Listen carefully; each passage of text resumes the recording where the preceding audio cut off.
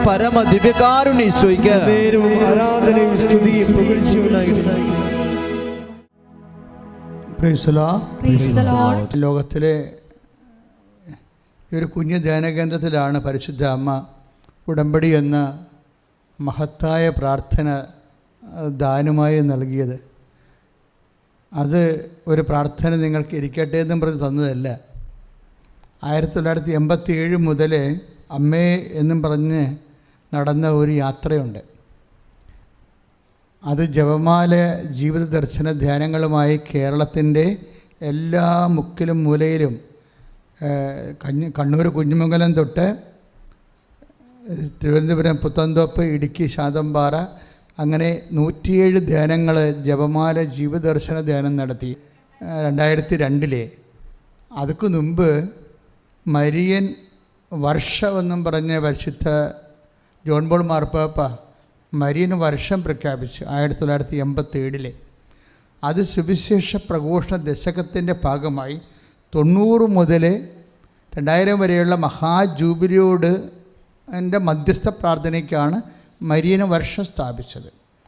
അപ്പോൾ ഞാനൊരു ഇടവകയിലായിരുന്നു ജോലി ചെയ്തത്. കാട്ടൂരെന്ന് പറയുന്ന ആലപ്പുഴ കാട്ടൂര് 1200 വീട്ടുകാർ അന്നുണ്ടായിരുന്നു. ഇന്ന് ഞാൻ ചെയ്ത ആ വർക്ക് അച്ഛന്മാർ ചെയ്യണത് 4 അച്ഛന്മാരാണ് അവിടെ ഉള്ളത്. ഇപ്പം അന്ന് ഞാൻ ഒറ്റയ്ക്കേ ഉണ്ടായിരുന്നുള്ളൂ. കാര്യം 1200 വീട് ഉണ്ട് വലിയ ആ ഇടവക. ഇപ്പം 3 ഇടവകയായി. അന്ന് ഈ വീടുകളിലെല്ലാം കയറി ഇറങ്ങിയിട്ടുണ്ട്.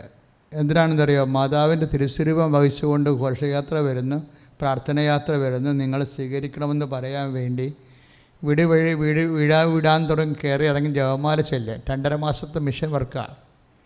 അപ്പം മാതാവ് ഒരു ആഗസ്റ്റ് 11-ാം തീയതി വന്ന് രാത്രി മാതാവിൻ്റെ തിരുസ്വരൂപം കൊണ്ട് കൊച്ചിയിൽ നിന്ന് ആലപ്പുഴയ്ക്ക് വന്ന യാത്രയിൽ ഈ ഇടവക്കാർ മുഴുവനും മെഴുകുതിരിയും കത്തിച്ച് രാത്രി റോഡിൽ വരും 7000-ഓളം പേര്. അപ്പം നമ്മൾ നടന്നൊരു വഴി പെട്ടെന്ന് നിങ്ങൾക്ക് പെട്ടെന്ന് മനസ്സിലാകാൻ വേണ്ടിയാണ്. എന്തുകൊണ്ടാണ് ഉടമ്പടിയൊക്കെ നിങ്ങൾ ലൈറ്റേക്കാൻ്റെ പേർ റിക്വസ്റ്റ് എന്നും പറഞ്ഞ് ചുമ്മാ ഒരു റിക്വസ്റ്റ് ഇടുമ്പോൾ തന്നെ എന്തുകൊണ്ടാണ് ഇപ്പം കഴിഞ്ഞ ദിവസം കെസിയ എന്നും പറഞ്ഞ ഒരു സഹോദരി ഒരു സാക്ഷ്യം പറഞ്ഞിവിടെ നിങ്ങൾ കേട്ട് കാണും അല്ലേ? കെസിയയുടെ സാക്ഷ്യം. അവർക്ക് ലിംഫോമയാണ്. അവർ UK ഉള്ളത്. അപ്പോൾ ലിംഫോമ ആയത് എന്ന് വെച്ചാൽ അത് ക്യാൻസറാണ്. അപ്പോൾ അവരുടെ അമ്മയാണ് ഇവിടെ ഉടമ്പടി ചെയ്തത്. ഉടമ്പടി ചെയ്തിട്ട് വളരെ അവരുടെ അവസ്ഥ അറിയാമല്ലോ. ഒരു ആകപ്പാടൊരു മകളുള്ളത്. ഇങ്ങനെ അതായത് അവർ കൊണ്ടുവന്ന് എൻ്റെ അടുത്ത് തരണത്, അച്ഛാ എൻ്റെ മകൾക്ക് ക്യാൻസറാണ്, പക്ഷേ അവളിവിടെ ഇല്ല, അവൾ UK അവളുടെ ഫോട്ടോയാണെന്ന് പറയും. ഫോട്ടോയാണെന്ന് പറഞ്ഞ് എനിക്ക് തരണത് ഒരു മൊബൈലാണ്. അപ്പം മൊബൈൽ ഞാൻ പരിശുദ്ധ അമ്മയുടെ രൂപത്തിൽ വെച്ചിട്ട് ആ വെക്കണ സമയത്ത് തന്നെ അമ്മ ആ ഒരു മെസ്സേജ് പറയും, ഇവൾക്ക് കുഴപ്പമൊന്നുമില്ല, ഇവളുടെ അമ്മയ്ക്കാണ് അസുഖമെന്ന് പറയും. ഉടനെ ഞാൻ വന്നിട്ട് ഉടനെ കെസിയയുടെ അമ്മയോട് പറയും, ചേച്ചി അവർ എങ്ങനെയാലും 10-60 വയസ്സ് കൂടുതലുള്ളതാണ്. ഞാൻ പറഞ്ഞു, ചേച്ചി കെസിയയ്ക്ക് പ്രശ്നങ്ങളൊന്നുമില്ലെന്ന് അമ്മ പറഞ്ഞിട്ടുണ്ട്. പിന്നെ അവിടെ നിങ്ങൾ ശ്രദ്ധിക്കണമെന്ന് പറഞ്ഞ് നിങ്ങൾക്ക് അസുഖമുണ്ടെന്ന് പറഞ്ഞു. അസുഖമുണ്ടെന്ന് ഞാൻ നേരിട്ട് പറഞ്ഞു, നിങ്ങൾ ശ്രദ്ധിക്കാൻ പറഞ്ഞിട്ടുണ്ടെന്ന് പറഞ്ഞു. പക്ഷേ അങ്ങ് അസുഖമുണ്ടെന്ന് പറഞ്ഞാൽ അവർ വേണേൽ പ്ലസ്സിൽ ഇവിടെ വീഴും. അത് പറഞ്ഞില്ല. പക്ഷേ ഒരു കുറച്ച് നാളിനുള്ളിൽ ലിംഫോമയിൽ ലോകത്തിലെ 2ാമത്തെ ഡോക്ടറാണ് അവളെ ചികിത്സിക്കണമെന്നാണ് അവൾ പറഞ്ഞത്. 7 പെറ്റ് സ്കാനുകൾ ഇങ്ങനെ 1 by 1 ആയിട്ട് ഇങ്ങനെ 4 ചെയ്തുകൊണ്ടിരിക്കുകയാണ്. അതിലെല്ലാം ഉണ്ടെന്ന് തന്നെയാണ് പറയണത്. പക്ഷേ ഇവൾ വിശ്വസിക്കണത് എന്താണ്? മാതാവ് പറഞ്ഞിട്ടുണ്ട് ഇല്ലെന്ന്. അതാണ് വിഷയം. ശാസ്ത്രം ഇങ്ങനെ ഓരോ കാര്യം പറയുമ്പോൾ ആ വ്യക്തി അവിടെ ലോജിക്കെന്ന് പറയണത് നമ്മുടെ റീസൺ യുക്തിയെ വിശ്വാസം കൊണ്ട് വെട്ടാൻ പറ്റും.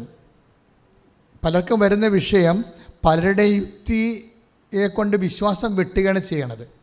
ഇവിടുന്ന് നിങ്ങൾ രക്ഷപ്പെടണം. ഇതൊരു വിഷ്വ സർക്കിളാണ്. സ്പിരിച്വലിൻ്റെ ഒരു മേഖലയുടെ ഒരു വിഷ്വ സർക്കിള്, വിഷമസന്ധിയാണ്. പലപ്പോഴും വിശ്വാസത്തെക്കാൾ ഉപരി റീസൺ ഇങ്ങനെ കയറി നിൽക്കും. എന്നിട്ട് യുക്തി വിശ്വാസത്തെ വെട്ടിക്കൊണ്ടിരിക്കും. എന്നിട്ട് നിങ്ങളുടെ വിശ്വാസ ജീവിതം ഇങ്ങനെ മരിച്ചുകൊണ്ടിരിക്കുക. പക്ഷേ അതിന് പകരം തിരിച്ചു വരണം. ഈ വിശ്വാസം യുക്തിയേക്കാൾ ശക്തി പ്രാപിച്ചിട്ട് യുക്തിയെ വെട്ടിക്കൊണ്ടിരിക്കണം. ഇതൊരു വിശ്വാസം നിങ്ങളിൽ ശക്തി പ്രാപിച്ചുകൊണ്ടിരിക്കണം. എന്താ അങ്ങനെ പറയാൻ കാരണം വെച്ച് കഴിഞ്ഞാൽ, കഴിഞ്ഞ ദിവസങ്ങളിൽ ഒരു നേഴ്സിംഗ് പ്രൊഫസർ ഒരു സാക്ഷ്യം പറഞ്ഞിവിടെ. അവരുടെ സാക്ഷ്യം യൂട്യൂബിൽ കിടക്കുന്നുണ്ട്. അവരുടെ സാക്ഷ്യം, അവരുടെ കുഞ്ഞിനെ അബ്ഡോമനിൽ എന്തോ ഭയങ്കരമായ ആ രോഗത്തിൻ്റെ പേരെനിക്കറിയത്തില്ല, ഓട്ടോ ഇമ്മ്യൂൺ ഡിസീസാണ്. എന്നുവെച്ചാൽ നമ്മുടെ കോശങ്ങൾ തിന്നുകൊണ്ടിരിക്കണം. ദാറ്റ് മീൻസ് കൊളാപ്സ് ആകും കൊച്ച്. അപ്പോൾ ഇവൾക്ക് അവളുടെ കുട്ടിക്ക് ഈ കോശങ്ങളെ ഇങ്ങനെ കൊളാപ്സ് ആയിക്കൊണ്ടിരിക്കുന്ന കാരണം കുടലെല്ലാം അജീർണം ബാധിച്ച്, പിന്നെ കുഞ്ഞ് വെയിറ്റ് ലൂസ് ചെയ്ത് മരുന്ന് പിടിക്കണില്ല, ഭക്ഷണം പിടിക്കണില്ല, കുഞ്ഞ് മരിച്ചുകൊണ്ടിരിക്കുന്ന അവസ്ഥ. അപ്പോൾ ഇവൾ എന്ത് ചെയ്യാന്ന് വെച്ചാൽ, അവൾക്ക് നഴ്സിംഗ് പ്രൊഫസറായത് കാരണം അവൾ പറയണത്, അമ്മ അവളോട് പറയുന്നുണ്ട്, ഉടമ്പടി എടുത്ത് പ്രാർത്ഥിക്കുമ്പോളെ ലൈറ്റക് ആൻഡ് പേർ റിക്വസ്റ്റഡ് എന്നൊക്കെ പറയുമ്പോഴേ അവൾ ചിന്തിക്കണമെന്ന് വെച്ചാൽ അവൾ പറഞ്ഞു ആ ലോജിക്ക് എനിക്ക് മനസ്സിലാകണില്ല. അവർ പറഞ്ഞ നഴ്സിംഗ് പ്രൊഫസർ പറയണത് ആ ലോജിക്ക് എനിക്ക് പിടികിട്ടില്ല, എൻ്റെ കുഞ്ഞ് മരിച്ചുകൊണ്ടിരിക്കുന്നത്, ദാറ്റ്സ് ഓക്കെ. പക്ഷേ ഈ ലൈറ്റക് ആൻഡ് ഞാനൊരു വേറെ ഭൂഖണ്ഡത്തിരുന്നുകൊണ്ട് ഇവിടെ ആലപ്പുഴ ഒരു മാതാവുണ്ട്, അവിടെ കൊണ്ടുവന്ന് ലൈറ്റക് ആൻഡ് പേർ റിക്വസ്റ്റമിന് കമ്പ്യൂട്ടറിൽ ഞാനൊരു ആപ്ലിക്കേഷൻ നടത്തിയാൽ എങ്ങനെയാണ് എൻ്റെ കുഞ്ഞ് സുഖപ്പെടുന്നത്? ഇങ്ങനെ അതാണ് അവൾ പറയണത്. അവൾ ഇവിടെ സാക്ഷ്യം, കുഞ്ഞിനെ കൊണ്ട് സാക്ഷ്യം പറയുമ്പോൾ അവൾ ആദ്യം പറഞ്ഞത്, നഴ്സിംഗ് പ്രൊഫസർ സാക്ഷ്യം പറഞ്ഞത് ആ ലോജിക്ക് എനിക്ക് പിടികിട്ടണില്ല എന്നാണ്. ഞാൻ എന്ത് ചെയ്തു, എനിക്ക് പിടികിട്ടുന്ന ചില ലോജിക്കുകളുണ്ട്, ശാസ്ത്രം പറഞ്ഞു തന്നിട്ടുള്ള ലോജിക്കുകളുണ്ട്.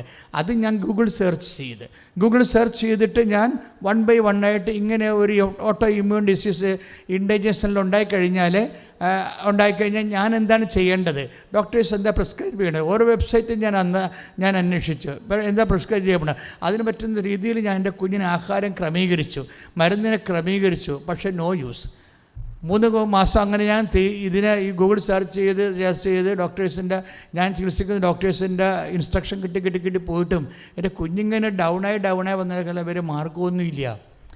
അങ്ങനെ മാർഗ സമയത്താണ് ഞാൻ അമ്മയെ കൊണ്ട് ഉടമ്പടി ചെയ്യിക്കണത്. ഉടമ്പടി ചെയ്ത് ഞാൻ തന്നെ ഒരു നേർച്ച നേർന്നു, ഞാൻ നാട്ടിൽ വരുമ്പോൾ ഇവിടെ വന്ന് അമ്മയുടെ അടുത്ത് വന്ന് ഉടമ്പടി ചെയ്തോളാമെന്ന് നമ്മൾ ഓഫർ ചെയ്യുമ്പോൾ വരുന്ന ഒരു വിഷയം, അത് ചെയ്ത പോലെയാവും. കാര്യം നമ്മളൊരു വ്യക്തിയോടല്ല പറയണത്, ദൈവത്തോടാണ് പറയണത്. ഞാൻ ഉടമ്പടി ചെയ്തോളാമെന്ന് പറയലേ, അപ്പോഴത് ചെയ്ത പോലെയാവും. എന്താ കാര്യം വെച്ച് കഴിഞ്ഞാൽ ദൈവത്തിന് അറിയാം നിങ്ങളത് ചെയ്യുമെന്ന്. അതാണ് വിഷയം. നിങ്ങളത് ചെയ്യുമെന്ന് ദൈവത്തിന് അറിയാം. ഇപ്പം ചില ആൾക്കാർ ചെയ്യുമെന്ന് പറഞ്ഞാലും ചെയ്യത്തില്ലല്ല, അതും ദൈവത്തിന് അറിയാം. അതുകൊണ്ട് നമ്മൾ ദൈവത്തോടൊരു കാര്യം പറയുമ്പോൾ ചില കാര്യങ്ങൾക്ക് ലൈറ്റ്നിങ് ഇഫക്റ്റ് ഉണ്ടാകാൻ കാരണം നിങ്ങളത് ചെയ്യുമെന്ന് ദൈവത്തിന് അറിയാവുന്നതുകൊണ്ടാണ്. ഇപ്പോൾ ഇവൾ നേഴ്സിംഗ് പ്രൊഫസർ ഉടമ്പടി ചെയ്യുമെന്ന് ദൈവത്തിന് അറിയാം. അപ്പോൾ അതുകൊണ്ട് തന്നെ കുഞ്ഞ് ആ സമയത്ത് തന്നെ ഹീലിംഗ് പ്രോസസ്സ് തുടങ്ങിയിട്ടതിന് ശേഷം കുഞ്ഞിന് സംഭവിക്കുന്നത്, അവരുടനെ ഈ അടയാളം കിട്ടിയ ഉടനെ അവർ നാട്ടിൽ വന്ന് ഉടമ്പടി ചെയ്തിട്ട് ഈ ഉടമ്പടി തൈലം കൊണ്ടുവന്ന് കുഞ്ഞിന് വയറ്റിൽ പുരട്ടി കൊടുക്കും. വയറ്റിൽ പുരട്ടി കൊടുക്കുന്ന പിന്നെ സഡൻ ഹീലിംഗാണ് ഉണ്ടാകുന്നത്. അത് കുഞ്ഞിപ്പോൾ പൂർണ്ണമായും സൗഖ്യപ്പെട്ടിരിക്കണം. ഈ കുഞ്ഞ് മരിച്ചു പോകേണ്ട കുഞ്ഞാണ് ശരിക്കും. പക്ഷേ അവൾ ഉപയോഗിക്കുന്ന വാക്ക് ഞാൻ ലോജിക്കായിട്ടാണ് വിഷയം കണ്ടതെന്നാണ് എല്ലാ വിഷയങ്ങളും. കാര്യം ഞാൻ അങ്ങനെ പഠിച്ചു വെച്ചേക്കണത് സയൻസിൻ്റെ ഒരു മെത്തേഡ് അനുസരിച്ച്. ഞാൻ സയൻസിനെ കുറ്റം പറയുകയല്ല. എന്താ പ്രശ്നം, ഞാൻ പറയുന്നത് നിങ്ങൾ പലപ്പോഴും നമ്മളിങ്ങനെ ട്രെയിൻഡായത് കാരണം, ലോജിക്കലായിട്ട് ട്രെയിൻഡ് കാരണം ചില കുറച്ച് കൂടുതൽ വിദ്യാഭ്യാസം ചെന്നു പോയവർക്ക് ചില സമയത്ത് വിശ്വാസം ഇമ്പോസ് ചെയ്യാൻ ഇത്തിരി സമയമെടുക്കും. അതാണ് ഞാൻ ഉദ്ദേശിച്ചത്. That is my point. അത് പറ്റത്തില്ല. നിങ്ങളൊന്ന് പ്രാർത്ഥിക്കണം. കർത്താവ് അച്ഛനോട് ചേർന്ന് പ്രാർത്ഥിക്കും. കർത്താവായ ദൈവമേ, എന്റെ യുക്തിയുടെ ഒപ്പം തന്നെ അതിലംഘിക്കുന്ന വിശ്വാസത്താൽ എന്നെ പരിശുദ്ധ അമ്മയെ പോലെ അഭിഷേകം ചെയ്യണമേ. എന്റെ യുക്തിയേക്കാൾ എന്നിൽ വിശ്വാസം ദൈവമേ അങ്ങ് വളർത്തിയെടുത്തുകൊണ്ട് വിശ്വാസ പ്രയോഗത്തിലെ എനിക്ക് ബോധ്യങ്ങൾ നൽകണം. വിശ്വാസ പ്രയോഗത്തിലെ എനിക്ക് ബോധ്യങ്ങൾ നൽകണം. ശ്രദ്ധിക്കട്ടെ, നിങ്ങൾ മനസ്സ് ഓൺലൈനിലിരിക്കുന്നവരായാലും ശരി, ഇവിടെ പിൽഗ്രിമിലിരിക്കുന്നവരായാലും ശരി, നിങ്ങളുടെ മനസ്സ് ഈ ആരാധനയ്ക്ക് സെറ്റ് ചെയ്യാൻ വേണ്ടി ശ്രദ്ധിക്കണം കേട്ടോ. മനസ്സ് ആരാധനയ്ക്ക്, കാരണം ഈ ആരാധന സമയങ്ങളിലാണ് കർത്താവ് വലിയ അടയാളങ്ങൾ നൽകുന്നത്. അതുകൊണ്ട് തന്നെ ഇപ്പോഴേ ഈശോ കാണിച്ചത് ഹൃദയമാണ് കാണിച്ചത്. ഹൃദയം എന്ന് പറഞ്ഞു കഴിഞ്ഞാൽ ഒരു വലിയ പഴയ ഒരു ഹൃദയമാണ്. പ്രായമുള്ള ആളാണെന്ന് തോന്നണേ. അപ്പം അങ്ങനെ വരുമ്പോഴുണ്ടാകുന്ന വിഷയം, അവർ അങ്ങനെ പ്രായമുള്ളവർക്ക് ഹൃദയത്തിന് അസ്വസ്ഥത ഉള്ളവരാണെങ്കിൽ ഈ സമയത്ത് അവർക്ക് നെഞ്ച് പൊത്തി പിടിച്ചുകൊണ്ട് വിശ്വാസപ്രമാണം ചെല്ലാം. മറ്റുള്ളവർ സ്തുതിക്കട്ടെ സ്തുതിക്കട്ടെ ഹല്ലേലൂയ. കർത്താവ് ഹൃദയാഘാതം വന്നവരെ സ്പർശിക്കണമെന്ന് പ്രാർത്ഥിക്കുന്ന ബ്ലോക്കുകൾ വീക്കായവരെ, ബ്ലോക്കുകൾ കർത്താവ് വാൽവുകൾ വീക്കായവരെ, വാൽവിന് ബ്ലോക്ക് വന്നവരെ, അതിന് മരുന്ന് കഴിച്ചുകൊണ്ടിരിക്കുന്നവരെ, കർത്താവ് പ്രഷർ കൂടിപ്പോയവരെ, എപ്പോഴും പ്രഷർ കൺട്രോൾ ചെയ്യാൻ പറ്റാത്തവരെ, മരുന്ന് കഴിച്ചിട്ടും പ്രഷർ കൺട്രോൾ ചെയ്യാൻ പറ്റാത്തവരെ, എപ്പോഴും തലവേദന ഉള്ളവരെ, അതിൻ്റെ പേരിൽ എപ്പോഴും കിടക്കേണ്ടി വരുന്നവരെ, ശ്വാസം കൃത്യമായിട്ട് കിട്ടാതെ വരുന്നവരെ എല്ലാവരും ആശീർവദിക്കണമേ.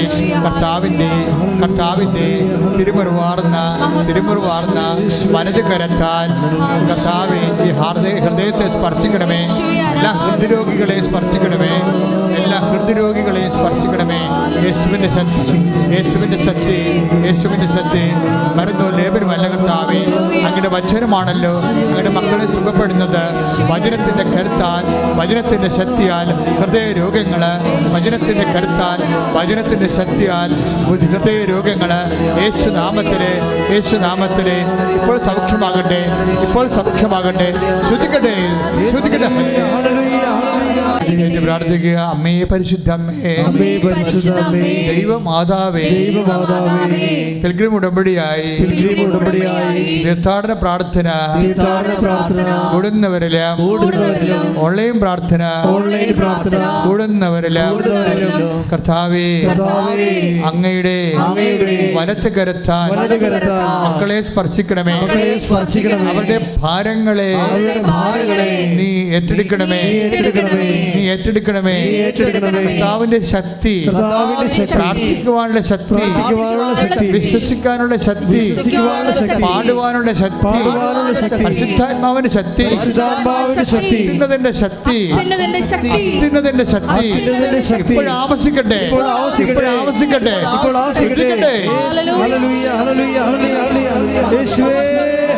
പ്രിയമുള്ളവരെ, നമ്മൾ കെസിയയുടെ സാക്ഷ്യം കേട്ടുകൊണ്ടിരിക്കുകയാണ്. ഇപ്പോൾ കെസിയയുടെ ഹസ്ബൻഡ് കെസിയയോട് പറഞ്ഞു, നീ ഒരു പണി ചെയ്യ്, ലൈറ്റ് ക്യാൻഡിൽ പേർ റിക്വസ്റ്റ് ഇടാൻ പറഞ്ഞു. എന്തിനാണ്? ലാസ്റ്റ് ടെസ്റ്റ് വരുമ്പോൾ മാതാവ് കൃപാസനത്തിൽ നിൻ്റെ അമ്മയോട് പറഞ്ഞതുപോലെ, നമ്മുടെ അമ്മച്ചിയോട് പറഞ്ഞതുപോലെ നിനക്കൊരു കുഴപ്പമുണ്ടാകത്തില്ല. അങ്ങനെയാണെങ്കിൽ 10 ദിവസത്തിനുള്ളിൽ ഇംഗ്ലണ്ടിൽ നിന്ന് കൃപാസനത്തിൽ വന്ന് സാക്ഷ്യം പറയാൻ നമുക്കിന്ന് തന്നെ വിമാന ടിക്കറ്റ് ഇടുക എന്ന് പറഞ്ഞു. അവരെ വിശ്വസിക്കുന്ന, അതായത് ഹൈപ്പോത്തസിസ് ആയിട്ട് നിൽക്കുന്ന വിഷയത്തിൽ നിന്ന് പെട്ടെന്ന് വിശ്വാസ റീസണബിളിലേക്ക് വരാൻ കണ്ടില്ലേ? ഈ ഒരു ചേഞ്ചിങ് ഉണ്ടാകണം. ഒക്കണേ കൊള്ളാന്നൊക്കെ പറഞ്ഞുകൊണ്ട് നമ്മളിങ്ങനെ ഇങ്ങനെ ഹൈപ്പോത്തസിസായിട്ട് നിൽക്കത്തില്ലേ? ഇതാണ് ഒരു വിശ്വാസത്തിൻ്റെ അപകട മേഖല. ഇവിടുന്ന് പെട്ടെന്ന് കെസിയയുടെ ഹസ്ബൻഡിനെ പോലെ നിങ്ങൾ ചേഞ്ച് ചെയ്യണം. എന്താ ചേഞ്ച് ചെയ്യണത്? ഇന്ന് നീ ലൈറ്റക്കാൻ്റെ പെരക്കസിഡ് ടെസ്റ്റിന് പോയിക്കോ. അമ്മ അവിടെ വെച്ച് നമ്മുടെ അമ്മച്ചിയോട് പറഞ്ഞതുപോലെ നീ ഇന്ന് സുഖപ്പെടും. അങ്ങനെ 10 ദിവസത്തിനുള്ളിൽ നീ കൃപാസനത്തിൽ പോയി സാക്ഷ്യം പറയാം. അതാണ് സംഭവിച്ചത്. അവരപ്പോൾ തന്നെ ലൈറ്റക്കാൻ്റെ പെരക്കസിഡ്, എന്താ റിക്വസ്റ്റ് ഇടാൻ കാര്യം? ലൈറ്റക്കാൻ്റെ പെരക്കസിൻ്റെ ഗുണമെന്ന് പറയുന്നത്, നമ്മളൊരു 1.5 ലക്ഷം പേരെയാണ് ഒരു ജവമാല റാലിക്ക് പങ്കെടുക്കുന്നത്. കൃപാസനത്തിൻ്റെ ഒരു ജവമാല റാലിക്ക് ഒരു വർഷം പങ്കെടുക്കുന്നത് 1.5 ലക്ഷം പേരെ. ഇപ്പോൾ ഇനി ഒക്ടോബർ മാസമാകുമ്പോൾ തുടങ്ങും. ഒക്ടോബർ മാസം ഡേറ്റ് ഈ മാസം ഞാൻ ഒരു 3 ദിവസമായിട്ട് ജവമാല റാലിയെക്കുറിച്ച് അമ്മയോട് ചോദിച്ചുകൊണ്ടിരിക്കുകയാണ്. അപ്പോൾ ഡേറ്റ് കിട്ടിയാൽ ഉടനെ നമ്മളതിൽ അനൗൺസ് ചെയ്യും. അപ്പോൾ അന്ന് മുതൽ നിങ്ങൾക്ക് പ്രാർത്ഥിക്കാൻ, പ്രാർത്ഥന ഇവിടുന്ന് പറഞ്ഞു തരും. അത് നിങ്ങൾക്ക് ഒരുങ്ങാൻ വേണ്ടി പറ്റും. അപ്പോൾ അങ്ങനെ 1.5 ലക്ഷം പേര് 22 കിലോമീറ്റർ ജവമാല റാലി നടത്തി കഴിയുമ്പോൾ എങ്ങനെയായാലും നമുക്ക് 1-2 കോടി ജവമാല വരും. ഈ ജവമാലയാണ് നമ്മുടെ ആസ്തി എന്ന് പറയുന്നത്. ഇങ്ങനെ 87 മുതലുണ്ട്.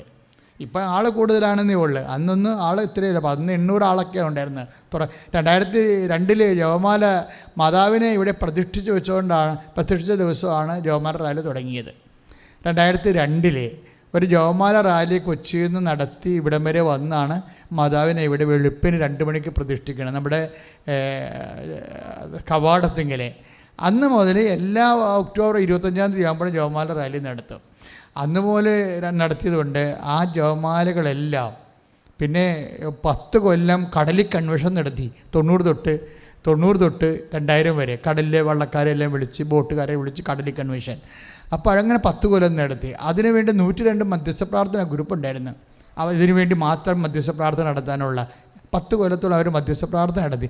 അത് നമ്മുടെ ആസ്തിയാണ്. അതുകൊണ്ടാണ് ആൾക്കാർ മണ്ണിൽ ചവിട്ടുമ്പോൾ തന്നെ അമ്മ തീരുമാനം ഉണ്ടാക്കിയെന്ന് പറഞ്ഞതിൻ്റെ കാരണം എന്ന് വെച്ച് കഴിഞ്ഞാൽ ഇതിൻ്റെ മധ്യസ്ഥ പ്രാർത്ഥനയുടെ ആസ്തിയാണ്. ഇങ്ങനെ ഉണ്ടായ മധ്യസ്ഥ പ്രാർത്ഥന 2003 ജപമാല വർഷം വന്നപ്പോൾ ഞങ്ങളിവിടെ ഒരു കൂടാരം ഉണ്ടാക്കി, ജപമാല കൂടാരം ഉണ്ടാക്കിയിട്ട് ആ വർഷമാണ് ശാലവും ജപമാലക്കൊരു ധ്യാനകേന്ദ്രം എന്ന് പറഞ്ഞ് കൃപാസനത്തെ ബ്രാൻഡ് ചെയ്തത്. ഫ്രണ്ട് പേജിൽ തന്നെ ഒരു ആർട്ടിക്കിൾ ഇട്ട് സൺഡേ ഷാലോമിൽ കൃപാസനം ജപമാലക്കൊരു ധ്യാനകേന്ദ്രം. സത്യമായ കാര്യമാണത്. കാര്യം വെച്ച് കഴിഞ്ഞാൽ ഞാൻ ഈ മാർപ്പാപ്പ 4ാമത്തെ ദിവരഹസ്യം, പ്രകാശ ദിവരഹസ്യം ഉണ്ടാക്കുന്നതിന് മുമ്പ് ആലുവ സെമിനാരി ഞാൻ 2001 പോയിട്ട് അവിടുത്തെ ലൈബ്രറിയിൽ നിന്ന് മാതാവിൻ്റെ പടങ്ങളെല്ലാം എടുത്ത്, മാതാവിൻ്റെ ദിവരഹസ്യങ്ങളുടെ പടങ്ങളെല്ലാം പുസ്തകത്തിൽ നിന്ന് ഒരു ആലപ്പുഴയിൽ നിന്നൊരു ഫോട്ടോഗ്രാഫറിനെയും കൊണ്ട് ആലുവ സെമിനാരി ചെന്നിട്ട് അവിടുന്ന് ലൈബ്രറിയിൽ നിന്ന് മാതാവിൻ്റെ പടങ്ങളെല്ലാം എടുത്തു. എന്താണെന്ന് വെച്ച് കഴിഞ്ഞാൽ ആ ഫോട്ടോഗ്രാഫർ സ്ലൈഡ് ഫോട്ടോഗ്രാഫറാണ്. പണ്ടത്തെ സൈഡുണ്ടല്ലോ, ഇപ്പോൾ സൈഡൊന്നും ഇല്ല. അതിനൊരു പ്രൊജക്ടർ സംഘടിപ്പിച്ചിട്ടാണ് ഈ കേരളത്തിലെല്ലാം ജപമാല ധ്യാനം നടത്തിക്കൊണ്ടിരുന്നത്. ഓരോ ജപമാല ധ്യാനത്തിൻ്റെ രഹസ്യങ്ങൾ അനൗൺസ് ചെയ്യുമ്പോൾ അതിനെക്കുറിച്ച് ധ്യാനിപ്പിക്കുന്നതിന് മുമ്പ് പ്രൊജക്ടറിൽ സ്ക്രീനിൽ പ്ലേ ചെയ്യും 2001. അപ്പോൾ ഇങ്ങനെ മാതാവിൻ്റെ കൂടെ നടക്കിയിരുന്നത്. അതിനുശേഷം അത് 2002, 2001, 2003 ആയപ്പോൾ ഇവിടെ മാതാവ് മാർപ്പാപ്പ ജപമാല വർഷം പ്രഖ്യാപിച്ച്. അതോടുകൂടി ഞങ്ങളിവിടെ ഒരു കൂടാരം ഉണ്ടാക്കിയിട്ട് 24 മണിക്കൂർ ജപമാല 365 ദിവസവും 120 ഗ്രൂപ്പ് ഉണ്ടായിരുന്നു. അന്ന് കടലോരത്തെ ഗ്രൂപ്പ് ഉണ്ടായിരുന്നു. കടലോര കൺവെൻഷൻ്റെ ഗ്രൂപ്പുകളൊക്കെ നിലനിൽപ്പുണ്ടായിരുന്നു. അവരെ വിളിച്ചിട്ട് ഇവിടെ രാത്രിയും പകരും 365 ദിവസം വെച്ചാൽ ഒക്ടോബർ 25-ാം തീയതി തുടങ്ങി. എന്നിട്ട് അടുത്ത 2004 ഒക്ടോബർ 25-ാം തീയതി അവസാനിച്ച്. ആ ഗ്രൂപ്പ് രാത്രിയുണ്ട് പകലും ഉണ്ടായിരുന്നു, 24 മണിക്കൂറാണ്. അപ്പോൾ 24 മണിക്കൂറും ഒരു വർഷം മുഴുവനും ജപമാല നടത്തി. അങ്ങനെ 2004 ഒക്ടോബർ 25-ാം തീയതി അത് സ്റ്റോപ്പ് ചെയ്യുകയും 2004 ഒക്ടോബർ, നവംബർ, ഡിസംബർ 7-ാം തീയതി ആയപ്പോഴാണ് അമ്മ പ്രത്യക്ഷപ്പെട്ടത്.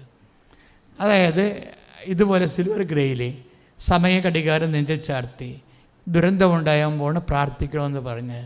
കാര്യം പ്രാർത്ഥന എന്താ വെച്ചാൽ പ്രാർത്ഥന തന്നെയായിരുന്നു നമ്മുടെ ജോലി. ഈ കാലങ്ങളിലെല്ലാം ജോലി അത് തന്നെയായിരുന്നു. അമ്മ ദുരന്തമുണ്ടാകാൻ പ്രാർത്ഥിക്കണമെന്ന് പറഞ്ഞപ്പോഴും ഞങ്ങൾ ആൾക്കാരെ വിളിച്ചിട്ട്, ഈ ഗ്രൂപ്പുകാരെ വിളിച്ചിട്ട് പറഞ്ഞ് അമ്മ ഇങ്ങനെ പ്രത്യക്ഷപ്പെട്ടു. അപ്പോൾ അന്ന് 2000 ആൾക്കാരുണ്ടായിരുന്നു ഇവിടെ. ഞാൻ മാത്രമേ അമ്മയെ കണ്ടുള്ളൂ സിൽവർ ഗ്രേയിൽ. എൻ്റെ ഒരു ടൈപ്പാണ്, ഒരു മാതൃകയാണ് ആ മുറിയിരിക്കുന്നത്. നടുക്ക് ഒരു സമയഘടികാരം ചാർത്തിയ മുറി, 10-8 സൂചി. അപ്പോൾ ഞാൻ ആൾക്കാരോട് പറഞ്ഞു, അമ്മ നിൽക്കുന്നു, നെഞ്ചിലൊരു സമയഘടികാരം കാണിക്കണം, 10-8 സൂചി കാണിക്കണമെന്ന്.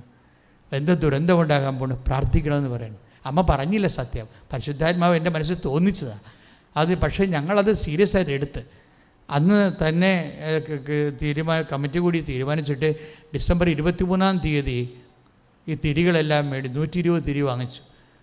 പച്ചത്തിരി എന്നല്ല മേടി, പച്ചത്തിരി പറഞ്ഞില്ലായിരുന്നു. കിട്ടിയത് തിരി പച്ചയായി പോയതാ, മാർക്കറ്റിൽ നിന്ന് കിട്ടിയ തിരി പച്ചയായി പോയതാ. ആ പച്ചത്തിരിയാണ് കിട്ടിയത് നമുക്ക്. അതിവിടെ കൊണ്ടുവന്ന് വെഞ്ചരിച്ച് ആൾക്കാർക്ക് കൊടുത്ത്. എന്നിട്ട് പറഞ്ഞു, എന്ത് ദുരന്തമുണ്ടാകാൻ പോലും നമുക്കറിയില്ല, നിങ്ങൾ പ്രാർത്ഥിക്കണം നമ്മൾ പറഞ്ഞിട്ടുണ്ട്, അതുകൊണ്ട് വെച്ച് പ്രാർത്ഥിക്കാൻ പറഞ്ഞു. ഇപ്പം കടലോരത്തെ ഗ്രൂപ്പ് കടലോരത്ത് തന്നെയാണ് പ്രാർത്ഥിച്ചത്. അങ്ങനെ ഡിസംബർ 24 പ്രാർത്ഥിച്ചു, 25 പ്രാർത്ഥിച്ചു, 26 പ്രാർത്ഥിച്ചപ്പോഴാണ് മുമ്പാണ് സുനാമി വരണത്. 26-ാം തീയതി സുനാമി വന്നു. അപ്പോൾ ഇതിങ്ങനെ. പക്ഷേ ഞാൻ ആ സുനാമി ക്യാമ്പിലെല്ലാം പോയി വർക്ക് ചെയ്യായിരുന്നു. ഞാനും സ്വന്തമായിട്ടൊരു ഇരിക്കണ അന്ന് ഫൊറോണ വികാരിയാണ്. ഫൊറോണ പള്ളിയിലൊരു ഗ്രൂപ്പ് ഉണ്ടാക്കി, ഒരു ക്യാമ്പ് ഉണ്ടാക്കി ആൾക്കാരെ അഭയാർത്ഥികളെ സ്വീകരിക്കാൻ. അപ്പോൾ ഞാൻ എൻ്റെ വർക്കിലേക്ക് നടന്ന് ഒരു 2-3 മാസം കൊണ്ട് സെറ്റ് ചെയ്ത്. ആ സെറ്റ് ചെയ്തപ്പോൾ ഞാൻ പിന്നെ അത് പക്ഷേ അതുകൊണ്ട് ഇടയ്ക്ക് എൻ്റെ അനുഭവങ്ങൾ ഞാൻ പറയും ആൾക്കാരോട്. മരിയൻ കൃപാഭിഷേക ധ്യാനമെന്നും പറഞ്ഞൊരു തപസ് ധ്യാനം ഉണ്ടായിരുന്നു ഇവിടെ. അതിന് ഞാൻ എൻ്റെ അനുഭവങ്ങൾ പറയും, മാതാവിനെക്കുറിച്ചുള്ള അനുഭവങ്ങൾ ഞാൻ ആൾക്കാരോട് പറയും. പക്ഷേ അത് അനുഭവങ്ങളെ പറയത്തുള്ളൂ, അല്ലാതെ മാതാവ് പ്രത്യക്ഷപ്പെട്ട് ഇന്നത്തെ പോലെ പ്രചരിപ്പിക്കൊന്നുമില്ല. ഇന്നിപ്പോൾ ഈ പ്രത്യക്ഷീകരണ പ്രാർത്ഥനയിലൂടെ എല്ലാവരും പ്രാർത്ഥിക്കുമ്പോൾ തന്നെ അത് ആൾക്കാർക്ക് അതിനു വേണ്ടിയുള്ള മാതാവിൻ്റെ പ്രത്യക്ഷീകരണത്തിന് വേണ്ടിയാണല്ലോ പ്രാർത്ഥിക്കുന്ന ആൾക്കാർ. അതിൻ്റെ സ്ഥിരീകരണത്തിന് വേണ്ടി സഭ അത് പഠിക്കാൻ വേണ്ടിയാണ് പ്രാർത്ഥിക്കുന്നത്. പക്ഷേ എന്താ പ്രശ്നം വെച്ച് കഴിഞ്ഞാൽ ഇപ്പോഴേ ഈ 2015 ഞാനിത് പ്രചരിപ്പിക്കാഞ്ഞതിൻ്റെ പേരിൽ മാതാവിൻ്റെ ഒരു ഇടപെടലുണ്ടായി. ഇതിൻ്റെ ഇടയ്ക്ക് വേറൊരു മിഷൻ, കോസ്റ്റൽ മിഷനോ ഒരു കാർട്ട് നമ്മളുടെ ഒരു വേറൊരു മിഷൻ ഉണ്ടായിരുന്നു. സഭയുടെ സാംസ്കാരിക കലാപേതരങ്ങളെ പുനരുജ്ജീവിപ്പിക്കാൻ വേണ്ടി 8 കലകൾ 9 കലകൾ സഭയ്ക്കുണ്ട്. അതെല്ലാം മൺമറഞ്ഞ് പോയതാണ്. ആ ചവിട്ട് നാടകം, പുത്തമ്മാനം, അമ്മാനം, ദേവാസ്ത വിളിപ്പിച്ചപ്പാട്ട്, പരിചയമുട്ടുകളി, അങ്ങനെ കുറേ അണ്ണായി പാട്ടുകൾ, അങ്ങനെ കുറേ കലകൾ. ഇതിനെല്ലാം പുനരുജ്ജീവിപ്പിക്കാൻ വേണ്ടി ഒരു മിഷൻ അമ്മ തന്ന കാരണം ഞാൻ അതിൻ്റെ മിഷൻ്റെ പുറകെ ഉണ്ടാക്കി. അതിനൊരു എൻസൈക്ലോപ്പീഡിയ ഉണ്ടാക്കി. ആ എൻസൈക്ലോപ്പീഡിയ കേന്ദ്ര ഗവൺമെൻറ് സീനിയർ ഫെലോഷിപ്പ് എനിക്ക് തന്നു, കേരള സാഹിത്യ അക്കാദമി അവാർഡ് തന്നു. വലിയ ബുക്കായിരുന്നത്. അതിനാണ് ഇൻ്റർനാഷണൽ തമിഴ് യൂണിവേഴ്സിറ്റി എനിക്ക് ഡോക്ടറേറ്റ് തന്നത്. അതിൻ്റെ കൂടെ നടന്ന വർക്കാണ്. ഈ ഡോക്ടറേറ്റ് വാങ്ങിയ മധുരയിൽ ചെന്നപ്പോഴാണ് ഞാൻ പെട്ടെന്ന് ഞെട്ടിപ്പോയത്. കാര്യം വെച്ചാൽ ഇവിടം വരെ ഇങ്ങനെ ഈ എയർ ലിഫ്റ്റ് ചെയ്യണ പോലെ നമ്മൾ പോണത്. മാതാവുമായിട്ട് നിന്ന് കഴിഞ്ഞാൽ നമ്മൾ എങ്ങനെ ലിഫ്റ്റ് ചെയ്യുമെന്ന് നമുക്കറിയത്തില്ല. ഇന്ന് ഉടമ്പടിയിലൂടെ അനേക ആൾക്കാർ സംഭവിക്കണ ഇതാണ്, എയർ ലിഫ്റ്റാണ് സംഭവിക്കണത്. പൊക്കിക്കൊണ്ട് പോകും, നമ്മൾ വിചാരിക്കാത്ത സ്ഥലത്തേക്ക് പൊക്കിക്കൊണ്ട്. അത് ദൈവമായിട്ട് നടക്കുമ്പോൾ ഉണ്ടാകുന്നൊരു വിഷയമാണ്. ഈ ചിലർ പറയണില്ലേ എംബസി ബ്ലോക്കായി കളഞ്ഞാൽ, പക്ഷേ ഞാൻ സെക്കൻഡുകൾക്കുള്ളിൽ അമ്മ അവിടെ ഒന്ന് തുറന്ന്. എങ്ങനെ വിഷയം കമ്പ്യൂട്ടർ ബ്ലോക്കായാലും എവിടെയെല്ലാം ആളെത്തും, ഓൺ ദി സ്പോട്ടിലെത്തും. ഉടമ്പടി ഇത്രയും പവറായിട്ട് ലോഞ്ച് ചെയ്യണം കാര്യം ഇതിൻ്റെ അകത്തെല്ലാം വന്നിരിക്കുന്നതിൻ്റെ പിന്നിലുള്ള ഒരു പ്രാർത്ഥനാ ജീവിതമുണ്ട്.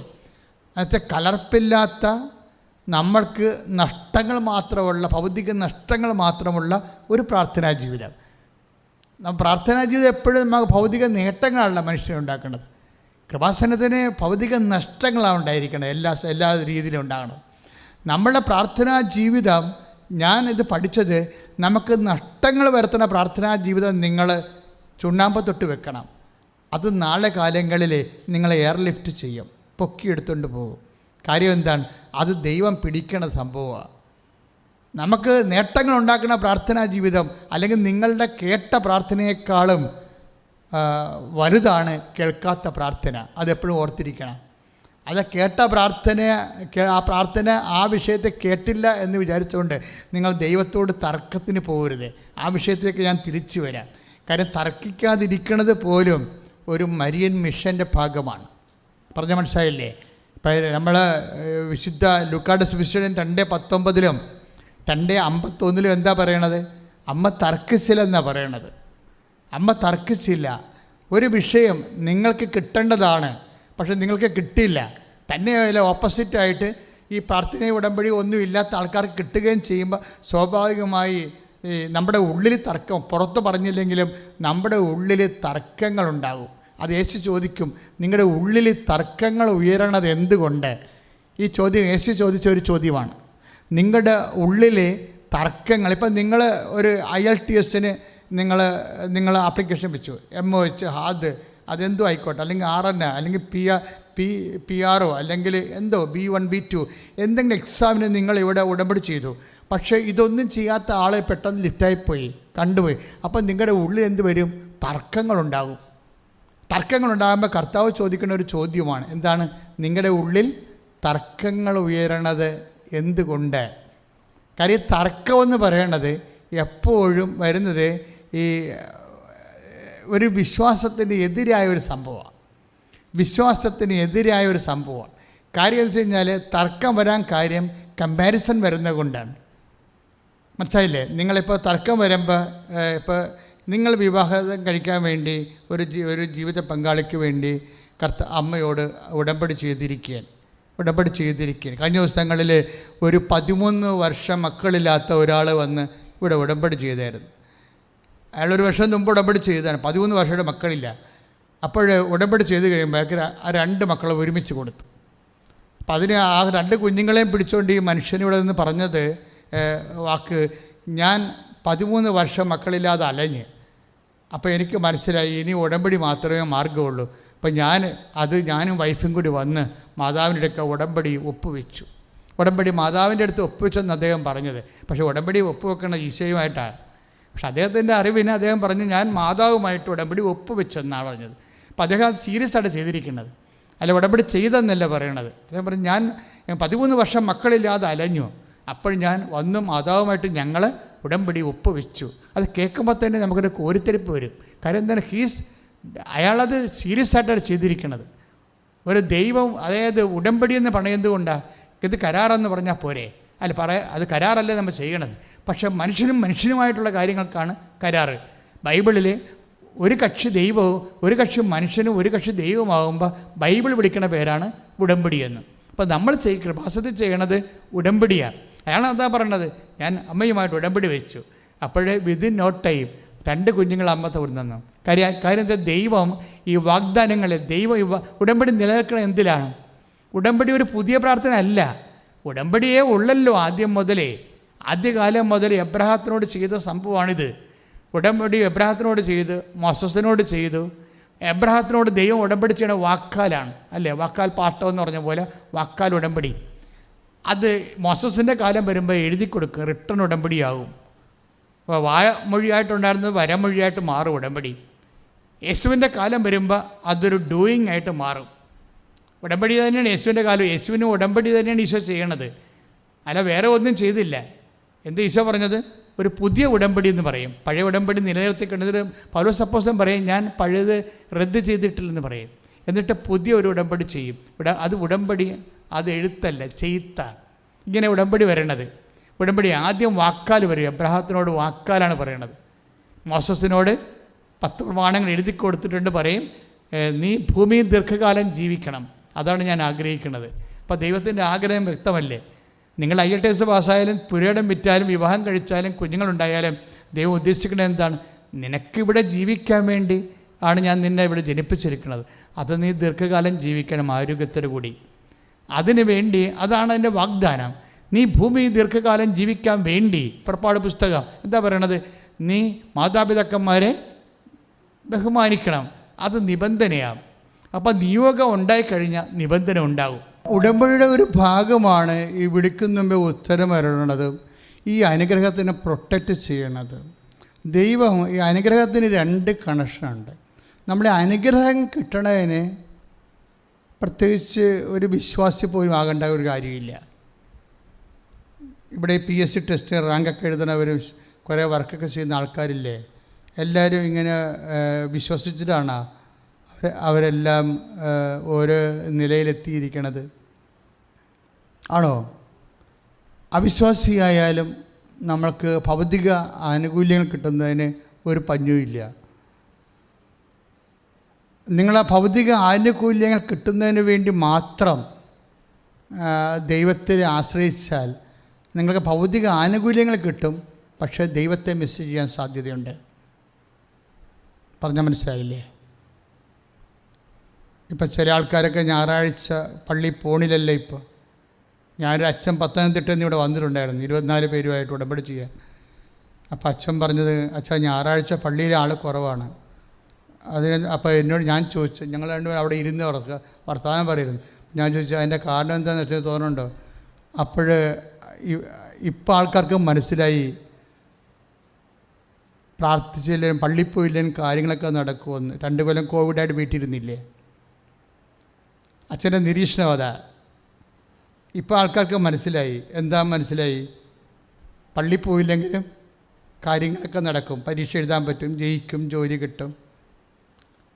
അപ്പോഴേ ഞാൻ ഓർക്കിയിരുന്നു അച്ഛൻ പറഞ്ഞതേ, ആൾക്കാരപ്പോൾ ഈ ഞായറാഴ്ച കുർബാനയ്ക്ക് പോയിരുന്നത് പലരും എന്തുദ്ദേശത്തിലാണ്, എല്ലാവരും അല്ല, എന്തുദ്ദേശത്തിലാണ്?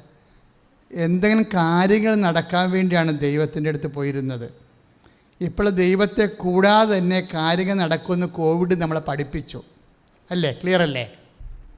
കോവിഡ് കാലത്ത് എന്തുമാത്രം പരീക്ഷ ആൾക്കാർ എഴുതി. എല്ലാ പരീക്ഷയും കോവിഡ് ഉണ്ടായിരുന്നതിന് മുമ്പുള്ള സമയത്തൊക്കെ ഗവൺമെൻറ് ഗ്രേസ് മാർക്ക് വരെ കൊടുത്തു.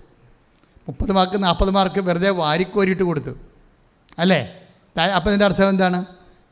അതായത് ദേവാലയത്തിൽ പോയില്ലെങ്കിലും വീട്ടിൽ കുത്തിയിരുന്നാലും കാര്യങ്ങളൊക്കെ ഭംഗിയായിട്ട് നടക്കും. അപ്പോൾ ഒരു കാര്യം എൻ്റെ സഹോദരൻ എനിക്ക് പറയാനുണ്ട്.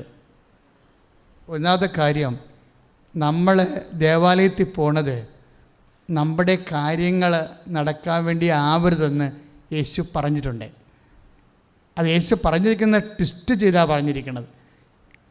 പള്ളിയിൽ പോയില്ലെങ്കിലും കാര്യങ്ങൾ നടക്കുമെന്ന് ഈശോയാണ് ആദ്യം പറഞ്ഞത്.